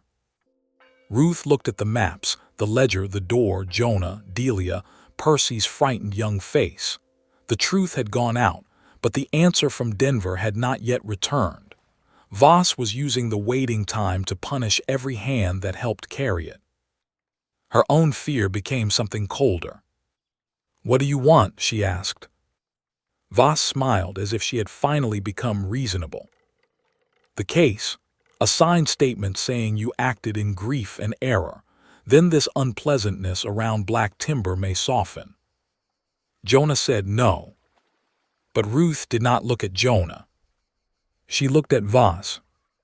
If I surrender the case, she said, you will still ruin them. Not if I am given reason to be generous. You do not know how. His smile vanished. Delia's telegraph key suddenly clicked. Once. Twice. Then it began to chatter. Everyone froze. Delia turned to the machine. Her face changed as the message came in, not softening exactly, but sharpening with purpose. She wrote each word carefully. Voss stared at the moving key as if he could silence it by will alone. When it stopped, Delia lifted the paper. Ruth could hardly breathe. Delia read aloud. Message received.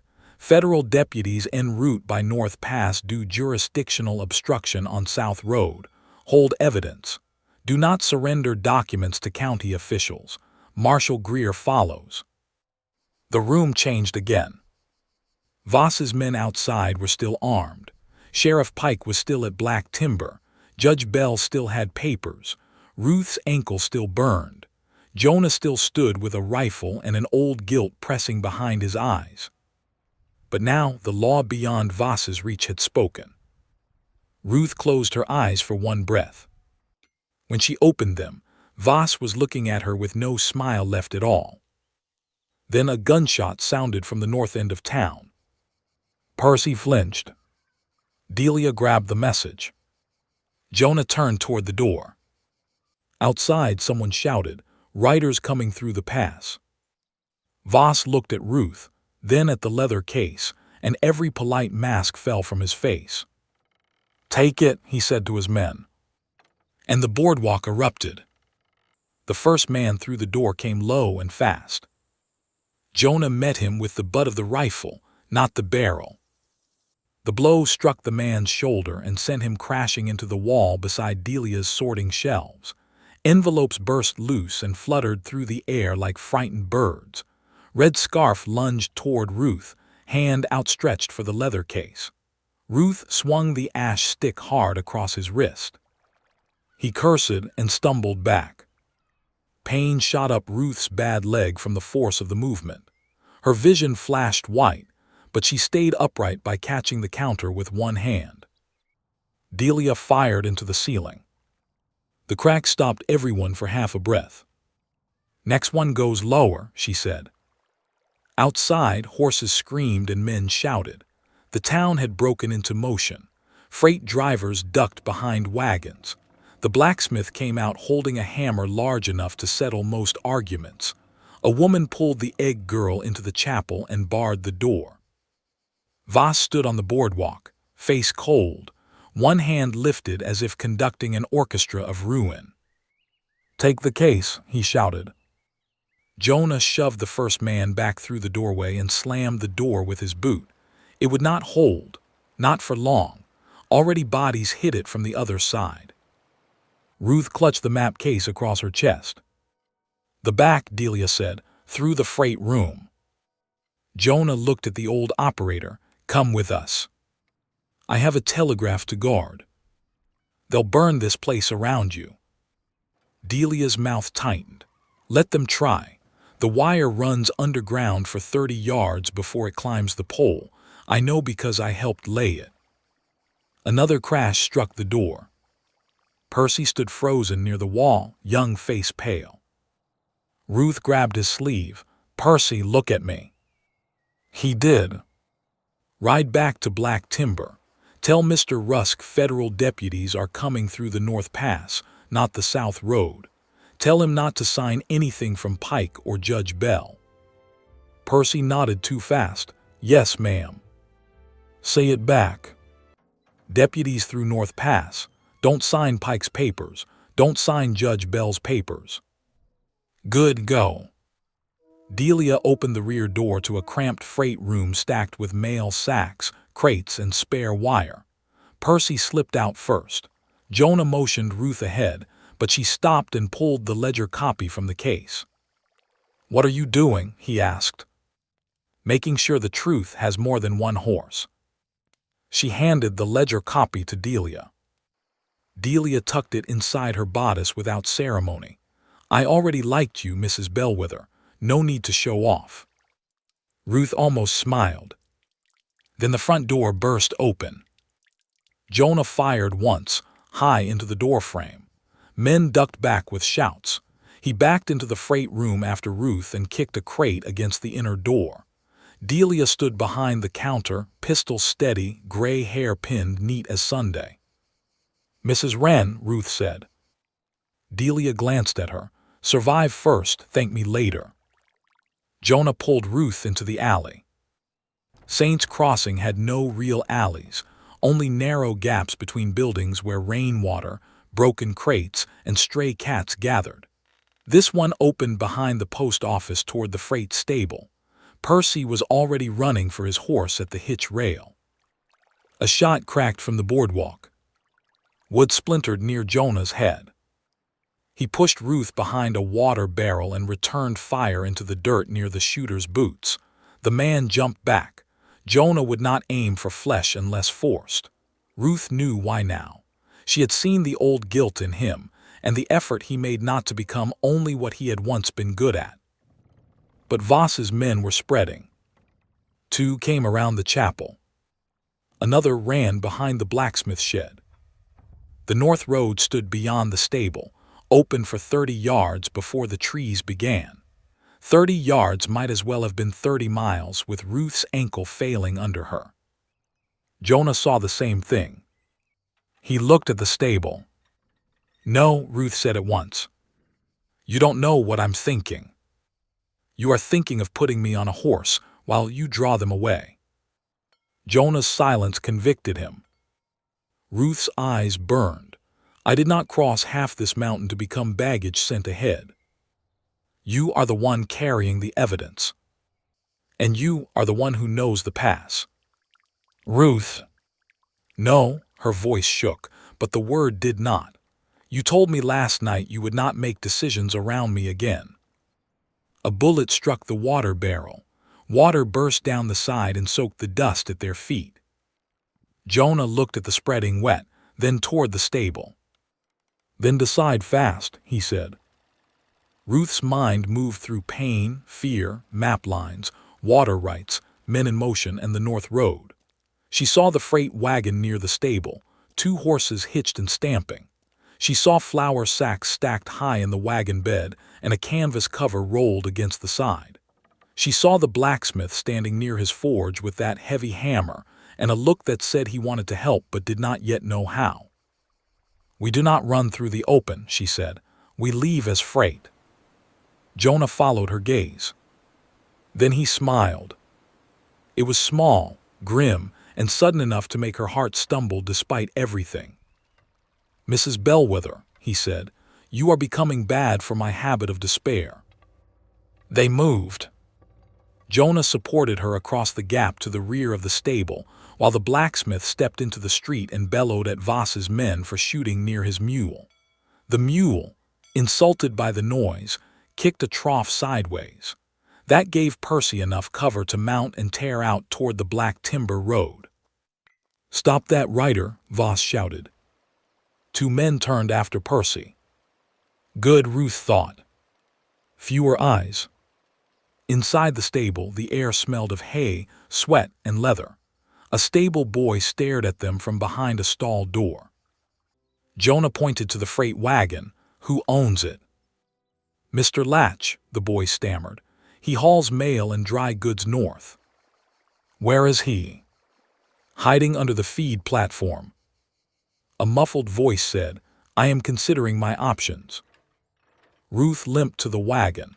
"Mr. Latch, Marshal Greer's deputies are coming through the North Pass. If we do not reach them, Gideon Voss may take every creek right in this valley." Silence. Then a thin man crawled from beneath the platform, straw in his beard and fear in his eyes. "I don't fight landmen," he said. "I am not asking you to fight," Ruth said. "I am asking you to drive your own wagon badly." He blinked badly. Very badly, out the north road, fast enough to look frightened, slow enough that 2 people under your canvas do not break their necks. Mr. Latch looked at Jonah. Jonah said, "She explained it plain." The freighter swallowed. "I always said Voss would choke this valley one day." "Then today," Ruth said, "cough." Mr. Latch gave a nervous laugh that nearly became a sob. "Get in." Jonah lifted Ruth into the wagon bed among the flour sacks. She bit down hard on pain as he climbed in after her and pulled the canvas over them. Dust filled her nose. The map case pressed between them. Beneath the canvas, the space was close and dim, their shoulders touching. Outside, Mr. Latch climbed to the driver's bench. The wagon lurched. Ruth grabbed the sideboard. Jonah steadied her with one hand at her back. "Sorry," he whispered. For what? For every bump before it happens. Despite herself, she breathed out something almost like laughter. The wagon rolled from the stable. Almost at once, Voss's voice cut through the street. "Latch, stop that wagon." Mr. Latch did not stop. He shouted, "Horses bolted." The horses were not bolting. They were trotting with mild confusion, but Mr. Latch slapped the reins and yelled as if dragged by demons, and the wagon clattered onto the north road. Gunfire cracked behind them. One shot tore through the canvas high above Ruth's shoulder. Jonah pressed her down. The wagon bounced hard over ruts. Flour dust filled the air until both of them coughed silently. Ruth's ankle struck a sack and pain roared up her leg. Jonah felt her tense and put his hand near hers, palm up, not taking. She looked at it. Then she took it. Not because she was weak. Because the pain was large and his hand was there, and for once she did not want to carry every hard thing alone. The wagon rattled past the last building. Through a tear in the canvas, Jonah watched Saints Crossing fall behind.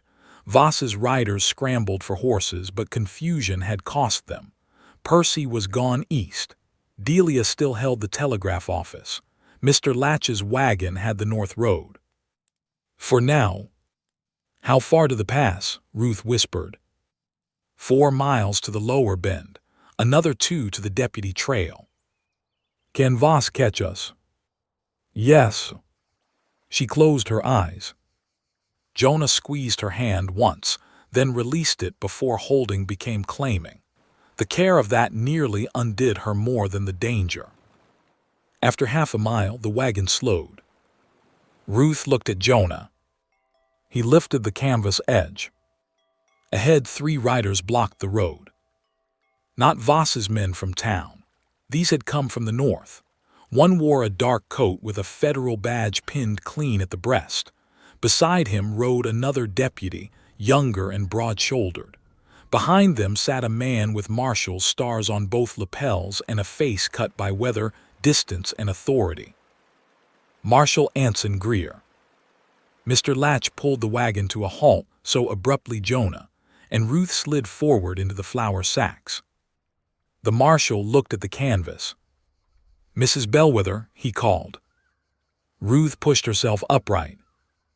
Jonah helped her climb down, and this time she led him. She stood in the road before the federal marshal, covered in dust, torn at the sleeve, face pale, ankle wrapped badly beneath her skirt, leather case clutched against her heart. "I am Ruth Bellweather," she said, "and I have evidence for you." Marshal Greer removed his hat. Behind them, from the direction of Saints Crossing, came the sound of many horses riding hard. Voss was coming. Ruth held out the case. For the first time since Abram died, her hands began to shake. Not from fear. From the terrible, beautiful weight of finally letting go. Ruth Bellweather held out the leather case with both hands. For a moment, no one took it. Marshal Anson Greer looked at her as if he understood that the thing she offered was not only paper. It was winter nights beside a dying husband. It was a stolen ranch, a forged hand, a creek moved on a map by men who thought ink could change water. It was 4 days of hiding, 1 broken ankle, and every breath she had refused to surrender on the mountain. Then Greer stepped forward and accepted the case. The weight left Ruth's hands. Her fingers curled around emptiness. She had imagined that moment for so long that she thought relief would come rushing through her like warm rain. Instead, she felt strangely hollow. Jonah saw it. Of course he did. He stood beside her in the dusty road, flour still clinging to his coat from Mr. Latch's wagon, one cheek cut by a chip of wood from the telegraph office door. He did not speak. He only shifted closer, close enough that if her bad ankle failed, she would not strike the ground before he reached her. Marshal Greer opened the case on the wagon tailboard. His 2 deputies dismounted and stood on either side, hats low, faces serious. One was broad and red-haired, with a calm gaze and a square jaw. The other was leaner, older, with a gray mustache and careful hands. Greer removed the first packet and looked at the seals. "These are copies?" he asked. "Some copies, some originals," Ruth said. "The original boundary map is wrapped in oilcloth. The forged transfer has the county recorder's stamp. The ledger page is copied, but the affidavit from Mr. Albert Creel states where the original ledger may be found." Greer glanced up. "You know the contents well." "My husband trusted me with land work long before anyone thought it mattered." "It matters now." The words touched her more deeply than praise. Behind them, the thunder of hooves grew louder. Jonah turned toward the road. "Vas." Greer closed the case and handed it to the older deputy. Deputy Calder, "That case does not leave your person." "No, sir." Deputy Ames, "Ride 20 yards ahead. I want distance before Mr. Voss arrives." The red-haired deputy mounted at once. Ruth looked at the marshal. "You are leaving."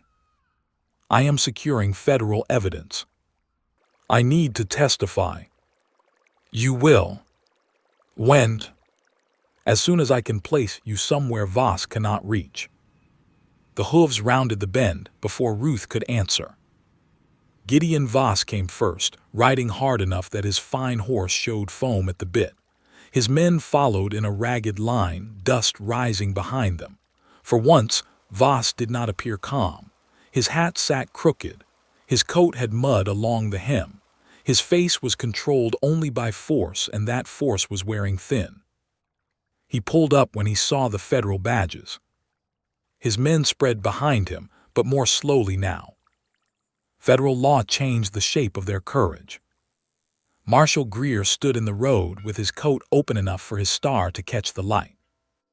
"Mr. Voss," he said. Voss looked at the case in Deputy Calder's hands. Ruth saw the moment he understood. Too late. The papers were no longer in her grip, no longer hidden under canvas, held against her ribs, guarded by pain and stubborn hope. They were in federal custody, and every local lie Voss had purchased had just lost value. "Marshal Greer," Voss said, recovering some of his polish, "I am grateful you arrived. This woman has caused considerable confusion." Ruth's body went tight. Jonah looked down at her, but she was already stepping forward. He did not stop her. "My name is Ruth Bellweather," she said, "not this woman." Greer's eyes flicked to her, then back to Voss. Voss inclined his head with false regret. "Mrs. Bellweather has suffered greatly since her husband's death. Everyone in Mercy Falls has sympathy for her condition." "My condition," Ruth said, "is that I found the deed you forged." A murmur moved through Mr. Latch, the stable boy who had followed on a pony, and two Saints Crossing townsmen standing near the bend. Voss heard it. His jaw tightened. "That is slander," he said. "No," Greer said. "Now it is sworn allegation attached to documentary evidence." Voss turned to him. "Surely you do not intend to give weight to papers carried by a distressed widow and a disgraced bounty tracker." Jonah's face remained still, but Ruth felt the insult like a strike. Greer looked at Jonah. "Your name?" "Jonah Vale." "I know the name." Jonah's eyes cooled. "Most do for the wrong reason." "Maybe," Greer said. "But this morning you got Mrs. Bellweather and evidence to me despite armed obstruction. That is the reason in front of me." Ruth saw Jonah absorb that without knowing where to put it. Voss saw it too and disliked it. "Marshal," Voss said, "I must insist these are county matters involving civil property transfer, not federal concern." Greer nodded toward Deputy Calder. "The evidence suggests bribery of a county sheriff and judge, fraud across territorial land records, obstruction of lawful communication, and possible theft of water rights affecting multiple claims. That is my concern until a federal court tells me otherwise." Voss's voice hardened. You are making a mistake. I make several before breakfast. This does not feel like one. Behind Voss, one of his riders shifted his horse sideways, hand near his coat. Deputy Ames raised his rifle without hurry. Do not, Ames said. The rider froze. Greer turned to Ruth. Mrs. Bellweather, can you ride? Yes. Jonah spoke at the same time. Not far. Ruth looked at him. He looked back, unapologetic but not commanding. Greer took in the swollen ankle, the torn skirt, the way Ruth held herself upright by sheer will. There is an old mission house 2 miles north, he said. Stone walls, one road in. We hold there until I can send for a wagon and a doctor. No, Ruth said. Every man turned to her. Voss smiled faintly, sensing disagreement. Ruth hated giving him even that crumb. But she continued.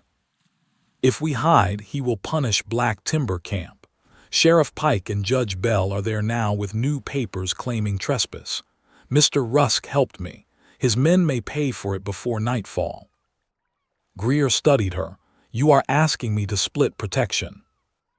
I am asking you to see the whole crime. Voss does not only steal land. He teaches people that helping the truth costs more than silence. The marshal's face changed just slightly. Jonah looked at Ruth with a quiet pride that warmed and frightened her at once. Greer turned to Deputy Ames. Ride for Black Timber. If Sheriff Pike or Judge Bell are there enforcing papers connected to Voss silver and land, you are to identify yourself, stop any seizure, and hold them until I arrive. Ames nodded and wheeled his horse. Voss barked, You have no authority to interfere with a county judge. Greer looked back at him. I have authority to investigate federal obstruction and fraud. If the judge is clean, he can enjoy telling me so under oath. Deputy Ames rode out. Voss watched him go, and for the first time Ruth saw true fear behind his eyes. Not fear of violence. Fear of exposure moving faster than he could buy it. Greer mounted. Mrs. Bellweather, you ride with us to the mission house. Ruth opened her mouth to object again, but Jonah spoke softly beside her. You got the case to him. Let the law carry its part. She looked at him. Those words asked something different from surrender. They asked her to release the belief that only her own hands could keep truth alive. Her hands still felt empty. Jonah seemed to understand that too. He held out his hand. Not for the case, not for command, only for her. Ruth looked at his open palm for a long breath. Then she placed her hand in his and let him help her into Mr. Latch's wagon. The mission house stood on a low rise above the north road, built of pale stone by people long gone from the valley. Its roof sagged at one corner, but the walls remained strong. A wooden cross leaned in the weeds. Wild sunflowers grew near the broken gate. From the rise, Ruth could see the road from Saints Crossing, the pass beyond, and the far blue line of the mountains she had crossed, because Jonah Vale had turned back at the sound of one word. They settled inside the old chapel room. Deputy Calder kept the leather case beside him. Marshal Greer wrote notes at a crate near the doorway. Jonah found water, tore clean strips from a spare cloth, and knelt to rewrap Ruth's ankle. She watched him work. You were right, she said. He did not look up. That happens rarely. Tell me which part so I remember it. Letting the law carry its part. His hands paused, then continued more gently. I spent years thinking the law was whatever man had the seal and the warrant, he said. Then I spent years thinking it was all rotten. Maybe both were lazy answers. What is it now? He tied the wrap careful and firm. A tool, good or bad depending whose hands finally reach it. Ruth looked toward Deputy Calder and the case. My hands feel empty. Jonah sat back on his heels. They carried enough. I do not know what to do without holding it. Rest. I dislike that answer. I expected you might. She looked at him, and despite pain, fear, and exhaustion, warmth rose between them like a small fire neither had meant to build. Outside, Marshal Greer called Jonah to the doorway. Ruth leaned back against the stone wall, but she listened. Greer's voice was low. Voss will not strike here openly unless he has lost all judgment, but he may try one more legal turn. What kind? The kind where he brings Sheriff Pike and Judge Bell with county papers and dares me to refuse them in public. Jonah looked toward the south road. And if he does, then Mrs. Bellweather may need to speak before she is ready. Ruth closed her eyes. She was tired past tired. Her ankle throbbed. Her hands still remembered the weight of the case. But when she opened her eyes again, she knew the answer already. If you believe truth should not have to stand alone, stay with this story. The hardest mile may be over, but the hardest words are still waiting. By late afternoon, dust rose on the south road. Not one rider. Many. Marshal Greer stepped outside. Jonah moved to Ruth's side and offered his arm. This time, she took it before he asked. Together they came out under the Mission House arch as Gideon Voss rode up with Sheriff Lem Pike, Judge Orson Bell, and half the power of mercy falls behind him. Gideon Voss arrived dressed for victory. His coat was brushed clean despite the miles. His hat sat straight again. Even the silver-gray horse beneath him seemed chosen to remind every watching soul that money could polish almost anything. Beside him rode Sheriff Lem Pike with his badge bright on his vest and his mouth set in a line too hard to be honest. Judge Orson Bell came in a black carriage behind them, gloved hands folded over a cane, his round face pale with irritation. Behind them came townsmen, riders, 2 clerks from Mercy Falls, and several ranchers who looked less like supporters than witnesses pulled along by fear and curiosity. Ruth stood beneath the mission arch with Jonah's arm steady beneath her hand. The afternoon sun struck the pale stone walls and threw long shadows across the road. Marshal Greer waited at the gate with Deputy Calder beside him. The leather case rested in Calder's saddlebag now, buckled tight, a federal hand never far from it. Voss dismounted slowly. "Marshal Greer," he said, "this has gone far enough." Greer looked over the gathered riders. That is usually what guilty men say when the road starts turning. A murmur passed through the crowd. Sheriff Pike stepped forward. "You are interfering with county authority." "I am investigating obstruction of federal communication, armed interference with a witness, land record fraud and bribery of public officials," Greer said. "If your authority is clean, Sheriff, it has nothing to fear from daylight." Pike's face reddened. "You best remember whose county you're standing in."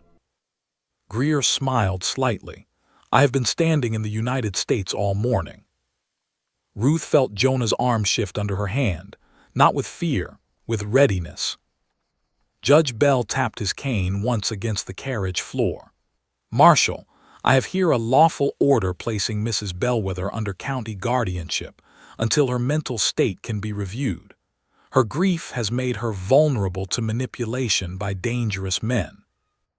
The words moved through Ruth like winter water. Guardianship.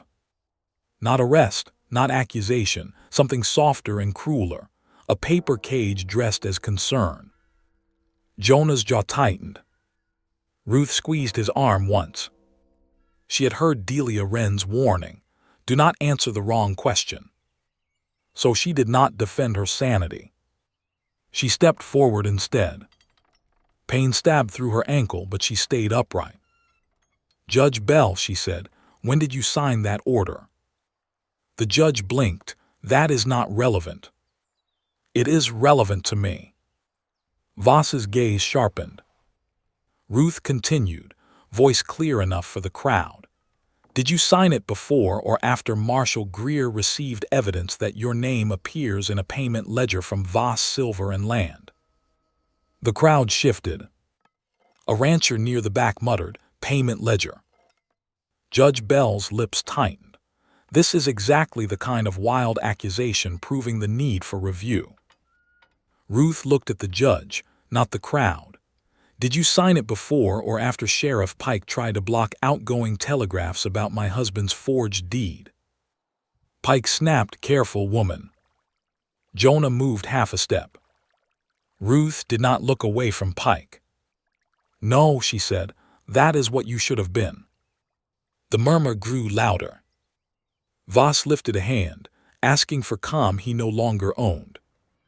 "People of this valley," he said, turning smoothly to the gathered witnesses, "we are watching a sad display. Mrs. Bellweather has suffered a great loss. Men around her have filled that loss with suspicion.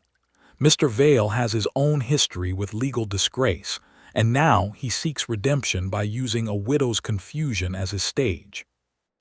The word struck Jonah. Ruth felt it in the hard stillness of his body. For a breath, she thought he might retreat into the old shame. He did not. Jonah stepped into the open sunlight. "My disgrace is known," he said. "I trusted a warrant once because it had a seal and a rich man behind it. That mistake ruined an innocent rancher named Elias Morrow." The crowd quieted. Jonah's voice remained low, but every word carried. "I will answer for that until my last day. But that is why I know the smell of a false paper when it is waved in a frightened person's face. And what Judge Bell holds is not concern. It is a bridle." Ruth looked at him then. He had taken the wound Voss used against him and placed it in the open where it could no longer be used the same way. Marshal Greer watched with narrowed eyes, as if weighing not only the words but the courage it cost to say them. Voss's expression cooled. "A moving confession, it changes nothing." "No," Ruth said, "the documents change everything." She turned to Marshal Greer. "May the map be shown." Greer nodded to Deputy Calder. Calder retrieved the oilcloth-wrapped boundary map and the altered survey copy. He laid them across the flat top of the mission gatepost, pinning the corners with stones. The gathered ranchers leaned from their saddles. Ruth pointed to the original line. "This is Abram Bellweather's survey of Willow Spur and the Upper Creek Fork. Here are the overflow channels feeding Pike Hollow, the Barrow Place, and Mrs. Centee's claim." Old Mrs. Centee, who had ridden in a wagon near the rear, lifted her head sharply. Ruth placed her finger on the altered map. "This is the survey filed with the forged transfer deed. The creek fork has been shifted inside Mr. Voss's purchase. If accepted, this paper gives Voss control of water my husband never sold, water 3 neighboring claims depend on." The crowd changed. Land theft could be ignored if it belonged to a widow alone. Water theft belonged to everyone. Barrow, a thin rancher with sunken cheeks, pushed forward. "Judge Bell, you approved that survey." The judge's mouth worked. It bore proper filing marks. "My cattle drink from that overflow," Barrow said. Voss stepped in. "No one's water is being taken. These are technical matters." Mrs. Centee's voice cut across him from her wagon. "Technical thirst still kills a cow." A few men laughed, but it was not kind laughter. It was the sound of fear turning direction. Sheriff Pike reached toward the maps. "Those papers are county evidence now." Deputy Calder blocked him. Greer's voice went hard. "Touch them and I will put you in irons in front of every voter you ever lied to." Pike stopped. Then from the north road, another rider came hard toward the mission house. Deputy Ames. Dust covered him. His horse was lathered. He swung down before the animal fully stopped. "Marshal," he said, loud enough for all to hear, "Black Timber Camp is secured. Sheriff Pike's seizure order names Voss Silver and Land as claimant. Judge Bell signed it this morning before filing. Mr. Rusk refused to sign. I placed the county clerks under federal hold. Greer looked at Voss. The mask had returned, but it no longer fit. Ames continued. And there's more. One of Voss's men tried to burn the camp ledger shed before I arrived. The loggers caught him with oil rags. Voss turned sharply. That man acted alone. Ruth's voice was quiet. They always do once caught. For one breath, the whole valley seemed to stand still. Then Delia Wren rode into view in a small postal cart, holding a fresh telegraph slip like a flag. She pulled up beside the mission gate. "Denver confirms," she called. "Albert Creel has been located in Nevada territory. He will testify that Voss ordered false ledger entries and paid Sheriff Pike through a timber account." Sheriff Pike went gray. Judge Bell sat back hard in his carriage. Voss looked at Ruth with naked hatred now. Jonah stepped closer, not in front of her this time. Beside her. Marshal Greer turned to the crowd. "This hearing is over. The investigation begins." Then Voss's silver-gray horse jerked suddenly, as one of his men grabbed the reins and tried to flee through the gathering crowd, dragging the saddlebag where Deputy Calder had secured the leather case. Ruth saw it first. "The case," she cried. Jonah was already moving. Jonah reached the fleeing man before the horse found open road. He did not draw his rifle. He did not need to. The man had taken hold of Deputy Calder's saddlebag in the confusion, trying to rip it loose, while another Voss rider pulled his horse sideways to block the marshal's view. It was clever in the way desperate plans could be clever for 2 seconds before they met a man who had spent 6 years studying how criminals moved when fear finally took their manners. Jonah caught the thief by the back of his coat, drove one boot into the stirrup leather, and used the man's own motion to pull him down. They hit the dirt hard. The saddlebag tore free and landed near the mission gate. Ruth cried out, not from fear for herself, but from the sight of the case striking the ground. Deputy Calder lunged for it at the same moment Voss's rider scrambled up with a knife flashing in his hand. Jonah saw the blade. So did Ruth. For one terrible breath, the old world opened again. The world of fast hands, hard choices, and men who died before courts could ask questions. Jonah's fist closed around a stone. Then Ruth's voice cut through the dust. "Jonah, no." He froze. Not because the man deserved mercy. Because Ruth deserved justice clean enough to stand in daylight. Deputy Calder struck the knife from the rider's hand with the barrel of his carbine. Marshal Greer seized the man by the collar and slammed him against the mission wall. "That is attempted theft of federal evidence," Greer said, "and you did it in front of witnesses." The rider's mouth worked, but no defense came out. Jonah stood slowly, breathing hard, the stone still in his hand. He looked at it as though surprised to find it there. Then he let it fall. Ruth saw the whole thing. She saw the cost. She came toward him, leaning badly on the ash stick, but moving before anyone could stop her. Jonah turned when he heard her uneven steps. "You should be sitting," he said. "You should be thanked. For nearly making it worse. For stopping before you did." He looked away toward the mountains, jaw tight. "I wanted to hurt him. I know. I could have. I know that too." Ruth stepped closer, lowering her voice so only he could hear. "But you listened when it mattered. That is not nothing, Jonah." For a moment his face carried every year he had spent alone on Briarhook Ranch, every night of believing the worst thing he had done was the truest thing about him. Then he looked back at her, and something in him eased, not healed, not finished, but eased enough for breath to enter. Behind them, Marshal Greer secured the leather case again and ordered both Voss riders bound. Deputy Ames rode through the crowd, separating hired men from frightened townsmen. Eli Rusk arrived not long after from Black Timber with 4 loggers, Percy among them, all dusty and grim but alive. Mrs. Tallow had sent a covered basket of biscuits with a note saying that federal business was no excuse for starving. Ruth read the note twice and held it against her chest for one quiet second. The crowd had changed since Voss arrived. At first, people had watched him the way people watch weather, hoping it passes without taking their roof. Now they looked at him differently. Not bravely, not all at once, but with the first raw suspicion that a storm can be named and measured. Old Mrs. Santee demanded to see the water map again.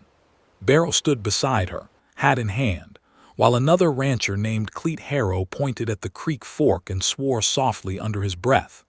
2 townsmen who had come with Judge Bell now stood far from the judge's carriage, speaking in low voices. Paper had moved. Fear was moving too. Marshal Greer climbed onto the mission step.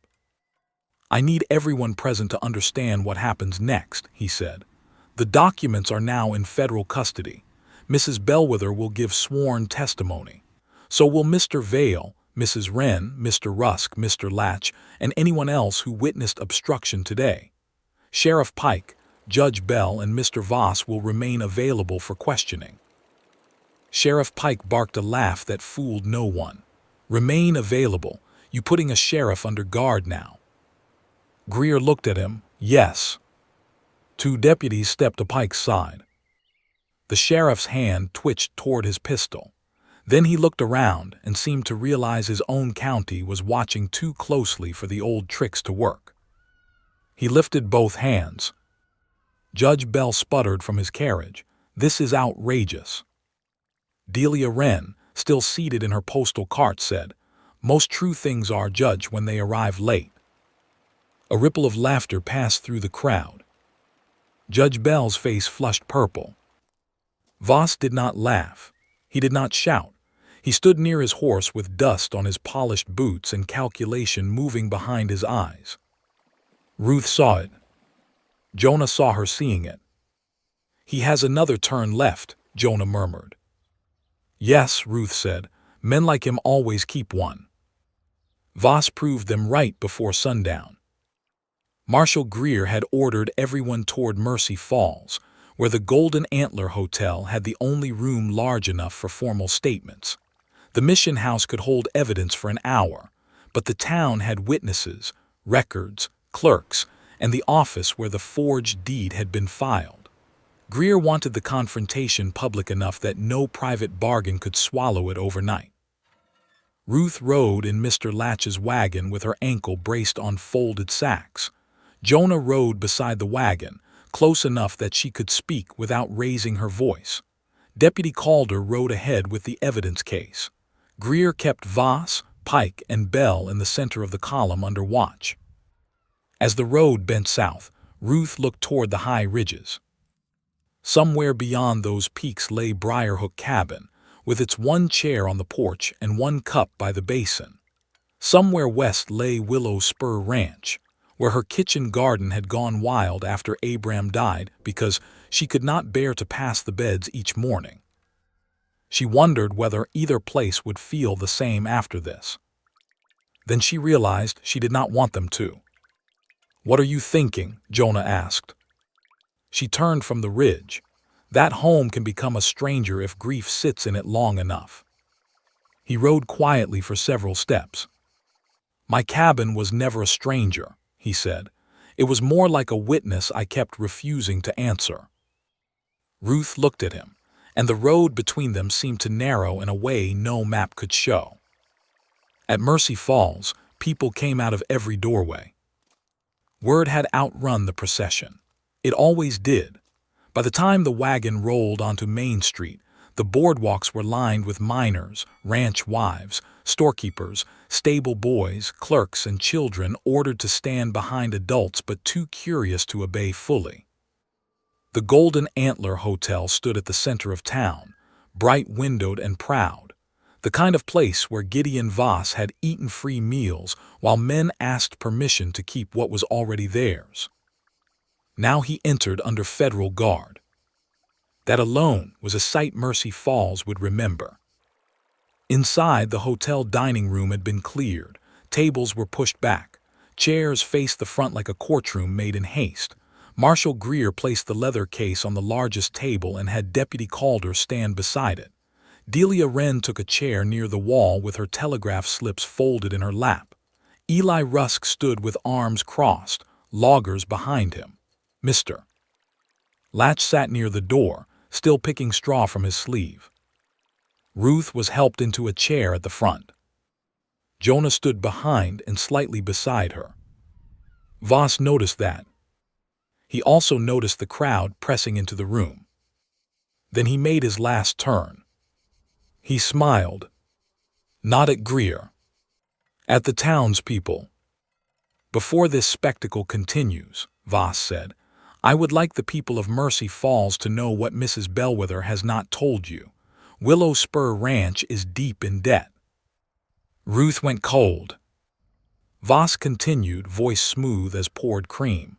Her late husband borrowed against future water improvements.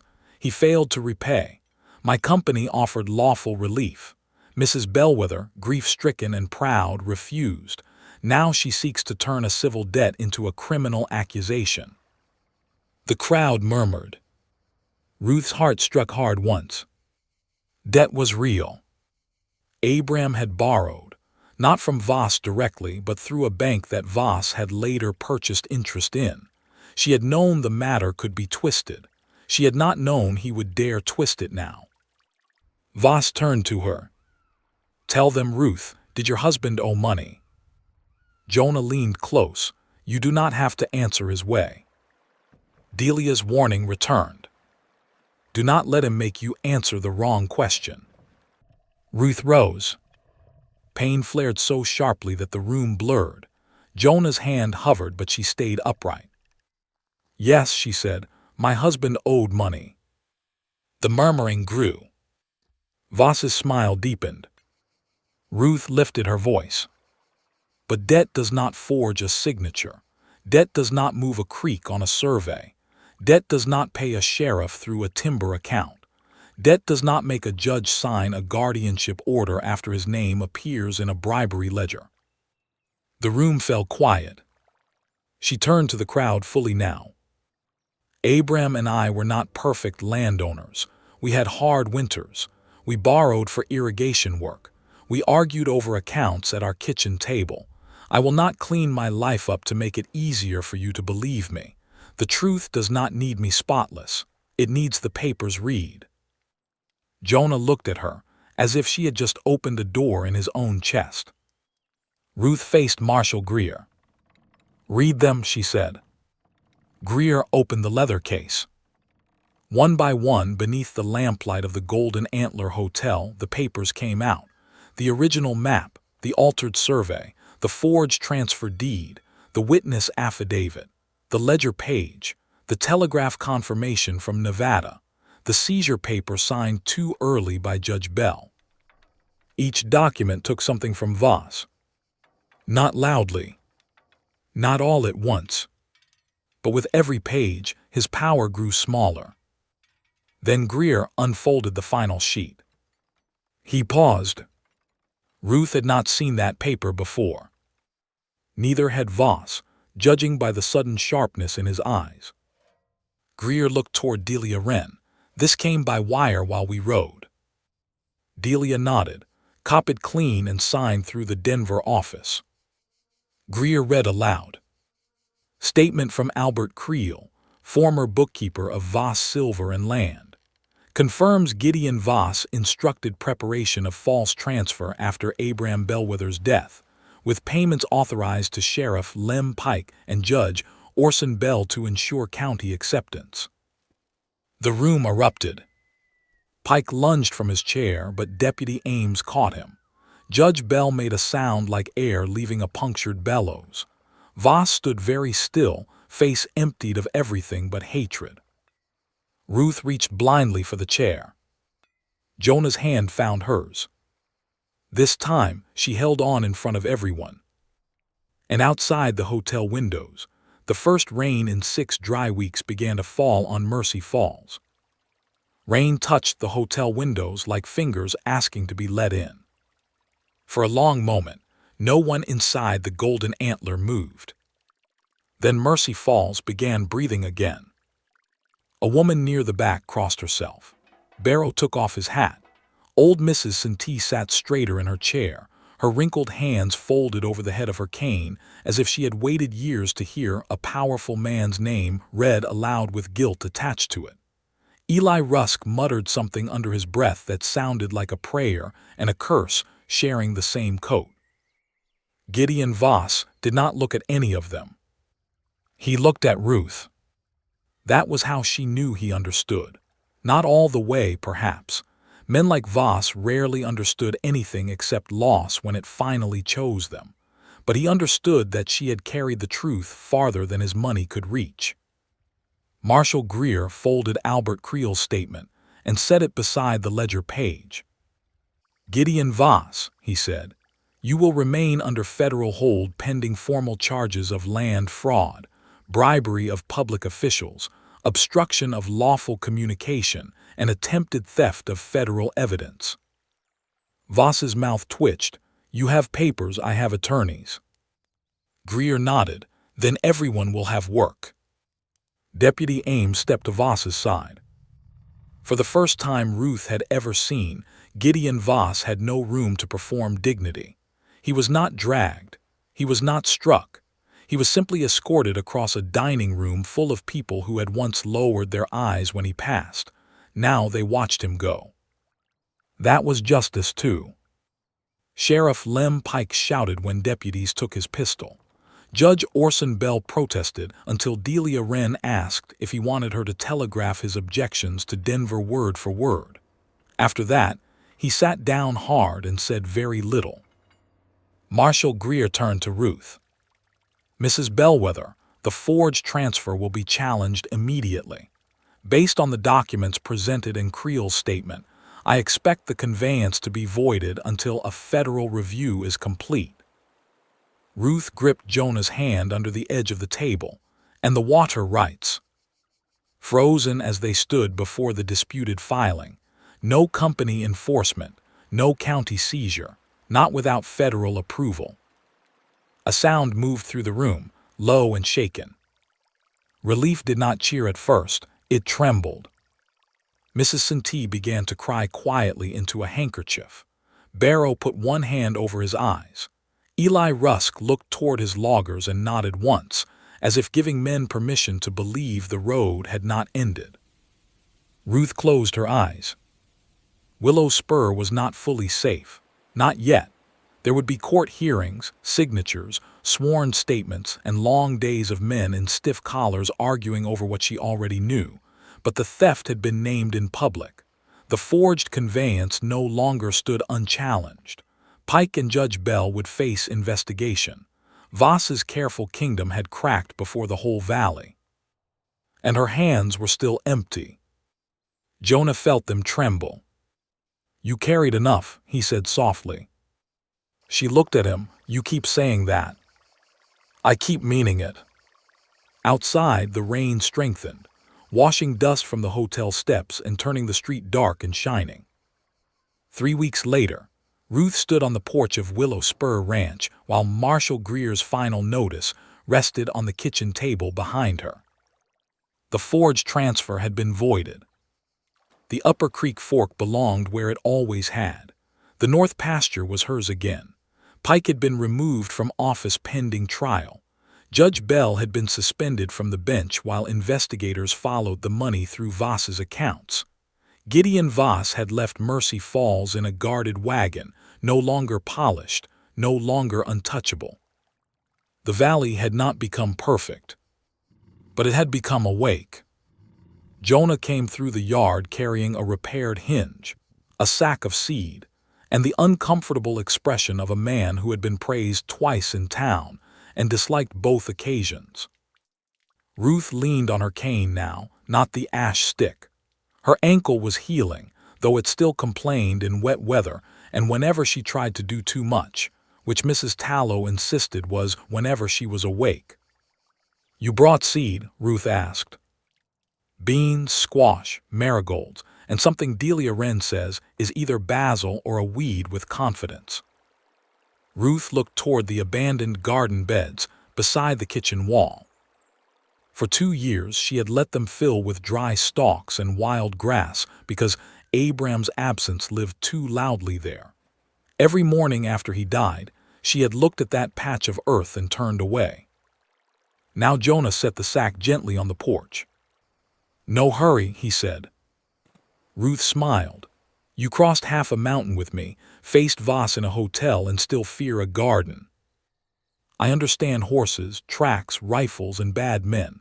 Gardens are mysterious. They require patience. That explains my concern." She laughed then. A real laugh. It startled both of them. Jonah looked at her the way a man looks at sunrise after years of waking before dawn and never expecting beauty to answer back.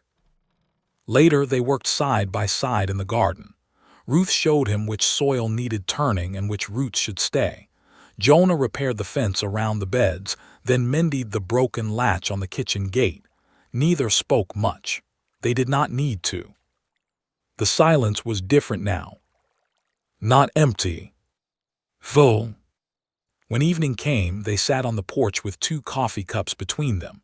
Far off, Briarhook Ranch waited in the mountains, no longer only a place to hide. Willow Spur spread below them, no longer only a place of grief. Between the 2 lay trails they both knew now, marked not just by danger but by every choice that had brought them here. Ruth looked at Jonah's hands, resting around his cup. "You stopped counting days alone," she said. He looked at the sunset. "I did." "When?" He turned to her. "Somewhere between your first order and your 3rd insult." "I gave more than 3. I remember." Her smile faded into something softer. "I still miss him," she said. "I know. I think I always will." "You should." She looked at him then, and the kindness of that answer nearly broke her. Jonah reached across the small space between their chairs and offered his hand, palm up. Ruth looked at it, remembering the leather case, the maps, the ledger, all the weight she had carried because she believed letting go would mean losing everything. Then she placed her hand in his. Not for rescue. Not for proof. For the quiet future neither of them was ready to name too quickly. Below the porch, the new garden beds waited for morning.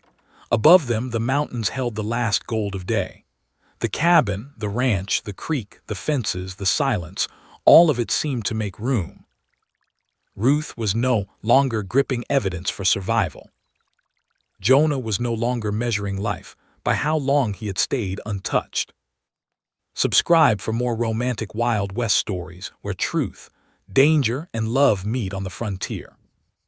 He thought silence was safety, until a woman with a broken ankle and a pouch full of truth taught him that living means standing beside someone when the road turns dangerous.